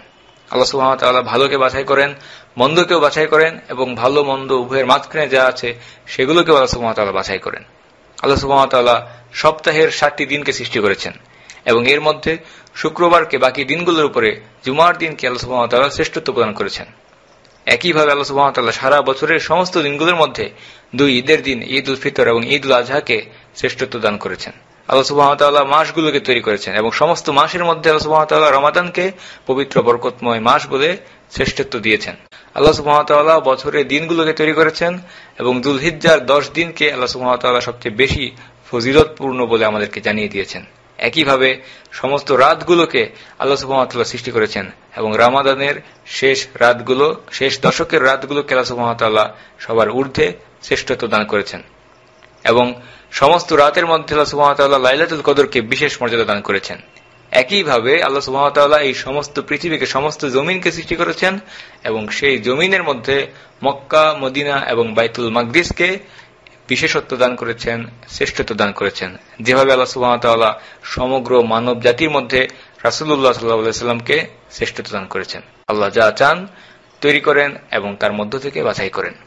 সুতরাং সেই আল কাবা যে জায়গাটিতে অবস্থিত, সেই স্থানটির বিশেষ কোনো চিহ্ন থাকা বা বিশেষ কোনো আকার আকৃতি থাকা কিংবা বিশেষ কোনো একটি বৃক্ষ অবস্থান করা, এগুলোর প্রয়োজন নেই সেই স্থানটিকে শ্রেষ্ঠত্ব দান করার জন্য। বরং আল্লাহ সুবহানাহু ওয়া তাআলা এই সমস্ত নিয়ম নীতির ঊর্ধ্বে। আল্লাহ সুবহানাহু ওয়া তাআলা কারো মুখাপেক্ষী নন, তিনি হচ্ছেন সমস্ত বিশ্বের স্রষ্টা। আল্লাহ সুবহানাহু ওয়া তাআলা যে কোনো কিছুকে শ্রেষ্ঠত্ব দান করতে পারেন। সুতরাং আল কাবা যে স্থানে অবস্থিত, সেই স্থানটি পৃথিবী সৃষ্টির শুরু থেকেই একটি পবিত্র স্থান ছিল। ইব্রাহিম আলাইহিস সালাম এবং ইসমাঈল আলাইহিস সালাম বাইতুল্লাহ, আল্লাহর ঘর নির্মাণে ব্যস্ত হলেন। আল্লাহ সুবহানাহু ওয়া তাআলা কুরআনে বর্ণনা করছেন, وَإِذْ يَرْفَعُ إِبْرَاهِيمُ الْقَوَاعِدَ مِنَ الْبَيْتِ وَإِسْمَاعِيلُ رَبَّنَا تَقَبَّلْ مِنَّا إِنَّكَ أَنْتَ السَّمِيعُ الْعَلِيمُ। স্মরণ করো যখন ইব্রাহিম এবং ইসমাঈল কাবা ঘরের ভিত্তি স্থাপন করেছিল। ইব্রাহিম আলাইহিস সালাম ইসমাঈল আলাইহিস সালামকে সাথে নিয়ে বাইতুল্লাহ নির্মাণ করার সময়ে আল্লাহ সুবহানাহু ওয়া তাআলার কাছে দোয়া করলেন। আল্লাহ সুবহানাহু ওয়া তাআলা কুরআনে উল্লেখ করছেন, স্মরণ করো যখন ইব্রাহিম এবং ইসমাঈল কাবা ঘরের ভিত্তি স্থাপন করেছিল, তারা দোয়া করেছিল, রব্বানা তাকাব্বাল মিন্না, হে আমাদের রব, আমাদের কাছ থেকে এই কাজকে তুমি গ্রহণ করো, কবুল করে নাও। ইন্নাকা আনতাস সামিউল আলিম, নিশ্চয়ই আপনি শ্রবণকারী, সর্বজ্ঞানী। ইব্রাহিম আলাইহিস সালাম বলছেন, হে আল্লাহ, আপনি আমাদের কাছ থেকে এই কাজটিকে কবুল করে নিন। এটা খুবই গুরুত্বপূর্ণ। আমরা যখনই কোনো কাজ করব, আমাদের উদ্দেশ্য হবে আল্লাহ সুবহানাহু ওয়া তাআলা যেন আমাদের এই কাজটিকে কবুল করে নেন, গ্রহণ করে নেন, অন্যথায় সেই কাজের কোনো মূল্য থাকবে না। ইব্রাহিম আলাইহিস সালাম আরো বললেন, ربنا واجعلنا مسلمين لك ومن ذريتنا أمة مسلمة لك وأرنا مناسكنا وتب علينا إنك أنت التواب الرحيم। রব্বানা, হে আমাদের রব, আমাদের উভয়কে তোমার আজ্ঞাবহ মুসলিমদের অন্তর্ভুক্ত করে দাও, অনুগত বান্দাদের অন্তর্ভুক্ত করে দাও, এবং আমার বংশধরদের মধ্য থেকেও একটি অনুগত দল মুসলিমিন সৃষ্টি করে দাও। আমাদেরকে হজের রীতিনীতি, মানাসিক শিক্ষাদান করো এবং আমাদেরকে ক্ষমা করো, নিশ্চয়ই তুমি তওবা কবুলকারী, দয়ালু। ইব্রাহিম আলাইহিস সালাম আরো বললেন, ربنا وابعث فيهم رسولا منهم يتلو عليهم آياتك ويعلمهم الكتاب والحكمة ويزكيهم ইন্নাকা আনতাল আজিজুল হাকীম। এবং ইব্রাহিম আলাইহিস সালাম তার বংশধরদের জন্য আরো দোয়া করলেন। তিনি বললেন, হে আমাদের রব, তাদের মধ্য থেকে তাদের নিকট একজন রাসূল প্রেরণ করুন, যিনি তাদের কাছে আপনার আয়াতসমূহকে তিলাওয়াত করবেন এবং তাদেরকে কিতাব এবং হিকমাহ শিক্ষাদান করবেন এবং তাদেরকে পবিত্র করবেন। নিশ্চয়ই আপনি মহাপরাক্রমশালী, হিকমতওয়ালা। ইব্রাহিম আলাইহিস সালাম এবং ইসমাঈল আলাইহিস সালাম যখন কাবাঘর নির্মাণ করলেন, বাইতুল্লাহকে নির্মাণ করলেন, সেই সময় তারা আল্লাহ সুবহানাহু ওয়া তাআলার কাছে দোয়া করলেন। প্রথমত তারা দোয়া করলেন যেন আল্লাহ সুবহানাহু ওয়া তাআলা তাদের এই কাজটিকে কবুল করে নেন। একই সাথে তারা দোয়া করলেন যেন তারা আল্লাহ সুবহানাহু ওয়া তাআলার কাছে মুসলিম হিসেবে থাকতে পারেন, আজ্ঞাবহ অনুগত থাকতে পারেন। এবং সাথে সাথে তার বংশধরদের জন্য ইব্রাহিম আলাইহিস সালাম দোয়া করেছেন যেন তারাও আজ্ঞাবহ অনুগত মুসলিম হয়ে থাকে। একইভাবে ইব্রাহিম আলাইহিস সালাম আরো দোয়া করেছেন তার বংশধরদের মধ্য থেকে একজন নবীকে প্রেরণ করার জন্য। কে ছিলেন সেই নবী? তিনি হচ্ছেন মুহাম্মদ সাল্লাল্লাহু আলাইহি সাল্লাম। আল্লাহ সুবহানাহু ওয়া তাআলা ইব্রাহিম আলাইহিস সালামের দোয়াকে কবুল করেছেন এবং ইব্রাহিম আলাইহিস সালাম যে তিনটি বিষয় চেয়েছিলেন সেই নবীকে দেওয়ার জন্য আল্লাহ সুবহানাহু ওয়া তাআলা সেই তিনটি বিষয়কেও কবুল করেছেন।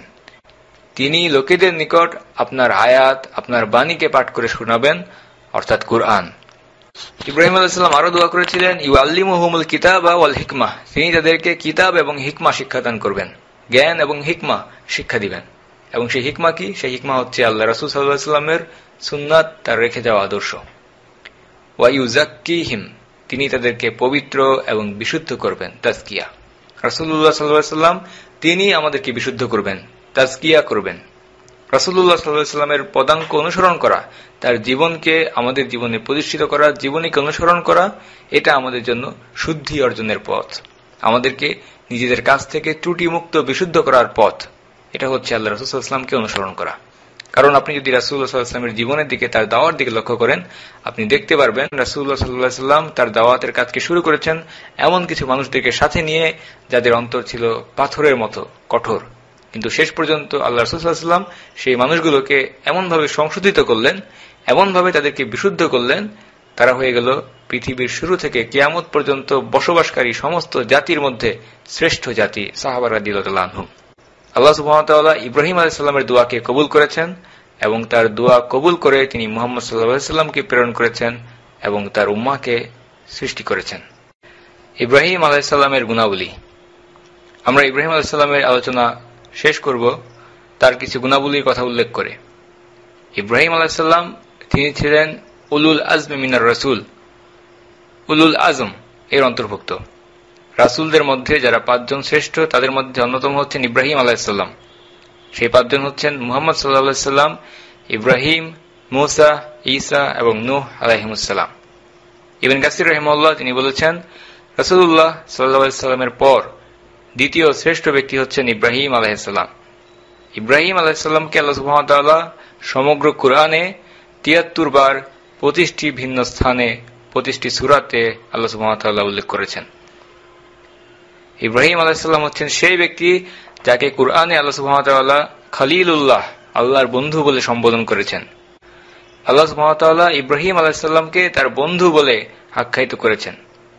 ইব্রাহিম আলাইহিস সালাম আমরা দেখতে পাই তিনি একটি একাকী জীবন অতিক্রম করেছেন। সব সময় হিজরত করেছেন বিশ্বের এক প্রান্ত থেকে আরেক প্রান্তে। কিছুকাল তিনি ইরাকে থেকেছেন, এরপর হারান, বাইতুল মাকদিস, মিশর, এমনকি মক্কাতেও একাধিকবার তিনি ভ্রমণ করেছেন, সফর করেছেন। এবং এই সবগুলো সফর বেশ কঠিন পরিস্থিতিতে তাকে করতে হয়েছে। সাথে কোনো মুমিন বিশ্বাসী ছাড়াই তার জন্মভূমি থেকে তাকে চলে যেতে হয়েছে। সাথে ছিল শুধুমাত্র তার ভাতিজা লূত আলাইহিস সালাম। তিনি অনেকগুলো দেশ ভ্রমণ করেছেন, বিভিন্ন দেশ, বিভিন্ন স্থান ভ্রমণ করেছেন, কিন্তু তার সাথে কোনো সাথী বা সহচর অনুগামী কেউ ছিল না। এ কারণেই আল্লাহ সুবহানাহু ওয়া তাআলা ইব্রাহিম আলাইহিস সালামকে বলছেন, আমি তোমার বন্ধু, এই দুনিয়ার কোনো বন্ধুর তোমার প্রয়োজন নেই, আমি তোমার বন্ধু। এছাড়াও আমরা দেখতে পাই আল্লাহ সুবহানাহু ওয়া তাআলা ইব্রাহিম আলাইহিস সালামকে কুরআনে এমন একটি নাম, এমন একটি উপাধি উল্লেখ করেছেন যা সারা দুনিয়ায় আর কাউকে দেওয়া হয়নি। আমরা জানি যখন আল্লাহ সুবহানাহু ওয়া তাআলা মুহাম্মদ সাল্লাল্লাহু আলাইহি ওয়াসাল্লামের কথা উল্লেখ করেছেন, আল্লাহ সুবহানাহু ওয়া তাআলা বলছেন, হে মুহাম্মদ, সবর করো, ধৈর্য ধারণ করো এবং তাদের সাথে থাকো যারা দিনে এবং রাতে আল্লাহকে স্মরণ করে। আল্লাহ সুবহানাহু ওয়া তাআলা এখানে রাসূলুল্লাহ সাল্লাল্লাহু আলাইহি ওয়াসাল্লামকে ঈমানদারদের সাথে থাকার নির্দেশ দিয়েছেন। নূহ আলাইহিস সালামকে যখন তার জাতির লোকেরা এসে বলেছিল, এই সমস্ত দুর্বল লোকেদেরকে ছেড়ে দাও, তাদের সঙ্গ ত্যাগ করো, মুমিনদের সঙ্গ ত্যাগ করো, ছেড়ে দাও। তখন নূহ আলাইহিস সালাম জবাব দিয়েছিলেন, না, এরা হচ্ছে বিশ্বাসী ঈমানদার এবং এরা আমার সাথে আছে এবং আমিও তাদের সাথে রয়েছি, আমি তাদের সাথেই থাকব। প্রত্যেক নবীদের সাথে ঈমানদার ব্যক্তিরা ছিল এবং আল্লাহ সুবহানাহু ওয়া তাআলা তাদেরকেও বলেছেন সেই ঈমানদার ব্যক্তিদের সাথে থাকার জন্য। এর কারণ হচ্ছে একটি ঈমানী পরিবেশ। ঈমানী পরিবেশ এটা খুবই প্রয়োজন। আমাদের চারপাশে একটি ঈমানী পরিবেশ থাকা প্রয়োজন। এটা আমাদের ঈমানকে শক্তিশালী করে। মানুষের জন্য একাকী বসবাস করাটা খুবই কঠিন একটি বিষয়। আমাদের সব সময় এমন সাপোর্ট প্রয়োজন যা আমাদের ঈমানকে শক্তিশালী করবে। এই কারণে আমরা দেখতে পাই এমনকি রাসূলুল্লাহ সাল্লাল্লাহু আলাইহি ওয়াসাল্লামকে আল্লাহ সুবহানাহু ওয়া তাআলা আদেশ করছেন ঈমানদার বান্দাদের সাথে থাকার জন্য। নূহ আলাইহিস সালামকে আল্লাহ সুবহানাহু ওয়া তাআলা বলছেন ঈমানদার বান্দাদের সাথে থাকার জন্য। হুদ আলাইহিস সালাম, এভাবে আমরা দেখতে পাই সালেহ আলাইহিস সালাম, মূসা আলাইহিস সালাম, প্রত্যেকের কথাই আল্লাহ সুবহানাহু ওয়া তাআলা এভাবে কোরআনে উল্লেখ করেছেন। ইব্রাহিম আলাইহিস সালাম তিনি হচ্ছেন ব্যতিক্রম। প্রথমত তিনি একাকী ছিলেন এবং সারা জীবন বিভিন্ন জায়গায় ক্রমাগত তিনি স্থান পরিবর্তন করেছেন, হিজরত করেছেন এবং যে সমস্ত জায়গায় তিনি যেতেন সেখানে কেবলমাত্র তিনি একাই একজন ঈমানদার ব্যক্তি ছিলেন, বিশ্বাসী ছিলেন। যেমন আমরা দেখতে পাই মিশর সফরকালে তিনি তার স্ত্রী সারাহকে বলছেন, এই মুহূর্তে তুমি এবং আমি কেবলমাত্র আল্লাহর উপর বিশ্বাস স্থাপনকারী। যখন তিনি ইরাকের মানুষকে দাওয়াত দিয়েছেন সেখানে লূত আলাইহিস সালাম ছাড়া আর কেউ ঈমানদার ছিল না। এই কারণে আল্লাহ সুবহানাহু ওয়া তাআলা কুরআনে ইব্রাহিম আলাইহিস সালামকে এমন একটি নাম, এমন একটি উপাধি প্রদান করেছেন যা আর কাউকে দেননি। কানা উম্মাহ, ইব্রাহিম আলাইহিস সালাম নিজেই একটি উম্মাহ ছিলেন, নিজেই একটি জাতি সমতুল্য। আল্লাহ সুবহানাহু ওয়া তাআলা বলছেন, ইন্না ইব্রাহিম কানা উম্মাতান কানিতান লিল্লাহি হানিফান ওয়া লাম ইয়াকু মিনাল মুশরিকিন। কানা উম্মাহ, ইব্রাহিম আলাইহিস সালাম ছিলেন একটি জাতি সমতুল্য। আল্লাহ সুবহানাহু ওয়া তাআলা আরো বলছেন, কানিতাল লিল্লাহি, তিনি ছিলেন বিনয়ী এবং কৃতজ্ঞ, খুশু সম্পন্ন। ইব্রাহিম আলাইহিস সালাম দিনরাত 24 ঘন্টায় সবসময় এমন একটি অবস্থায় থাকতেন যখন তার মধ্যে খুশু এবং আল্লাহ সুবহানাহু ওয়া তাআলার প্রতি বিনয়, একাগ্রতাবোধ, কৃতজ্ঞতাবোধ জাগ্রত অবস্থায় থাকত। আল্লাহ সুবহানাহু ওয়া তাআলা তার সম্পর্কে আরো বলেছেন হানিফ, তিনি সমস্ত সকল প্রকারের শিরক থেকে দূরে থাকতেন। তিনি ছিলেন একনিষ্ঠ মুসলিম। তার আশেপাশের সমস্ত পরিবেশ সবাই তাকে শিরকের মধ্যে টানার চেষ্টা করত, কিন্তু তিনি সেগুলো থেকে দূরে থাকতেন এবং এটাকেই বলা হয়ে থাকে হানিফ, ইখলাস আলা বাসীরা। তিনি ছিলেন আন্তরিক এবং বিচক্ষণতাপূর্ণ। ইব্রাহিম আলাইহিস সালাম সব ধরনের পরীক্ষায় কৃতকার্য হয়েছেন। আল্লাহ সুবহানাহু ওয়া তাআলা বলেছেন, আল্লাহ সুবহানাহু ওয়া তাআলা ইব্রাহিম আলাইহিস সালামকে বিভিন্ন কাজের মাধ্যমে পরীক্ষা করেছেন। আল্লাহ সুবহানাহু ওয়া তাআলা কুরআনে বলছেন, وَإِذِ ابْتَلَى إِبْرَاهِيمَ رَبُّهُ بِكَلِمَاتٍ فَأَتَمَّهُنَّ, তিনি সবগুলোতে পূর্ণ করে দিলেন। সবগুলো পরীক্ষায় ইব্রাহিম আলাইহিস সালাম কৃতকার্য হয়েছেন।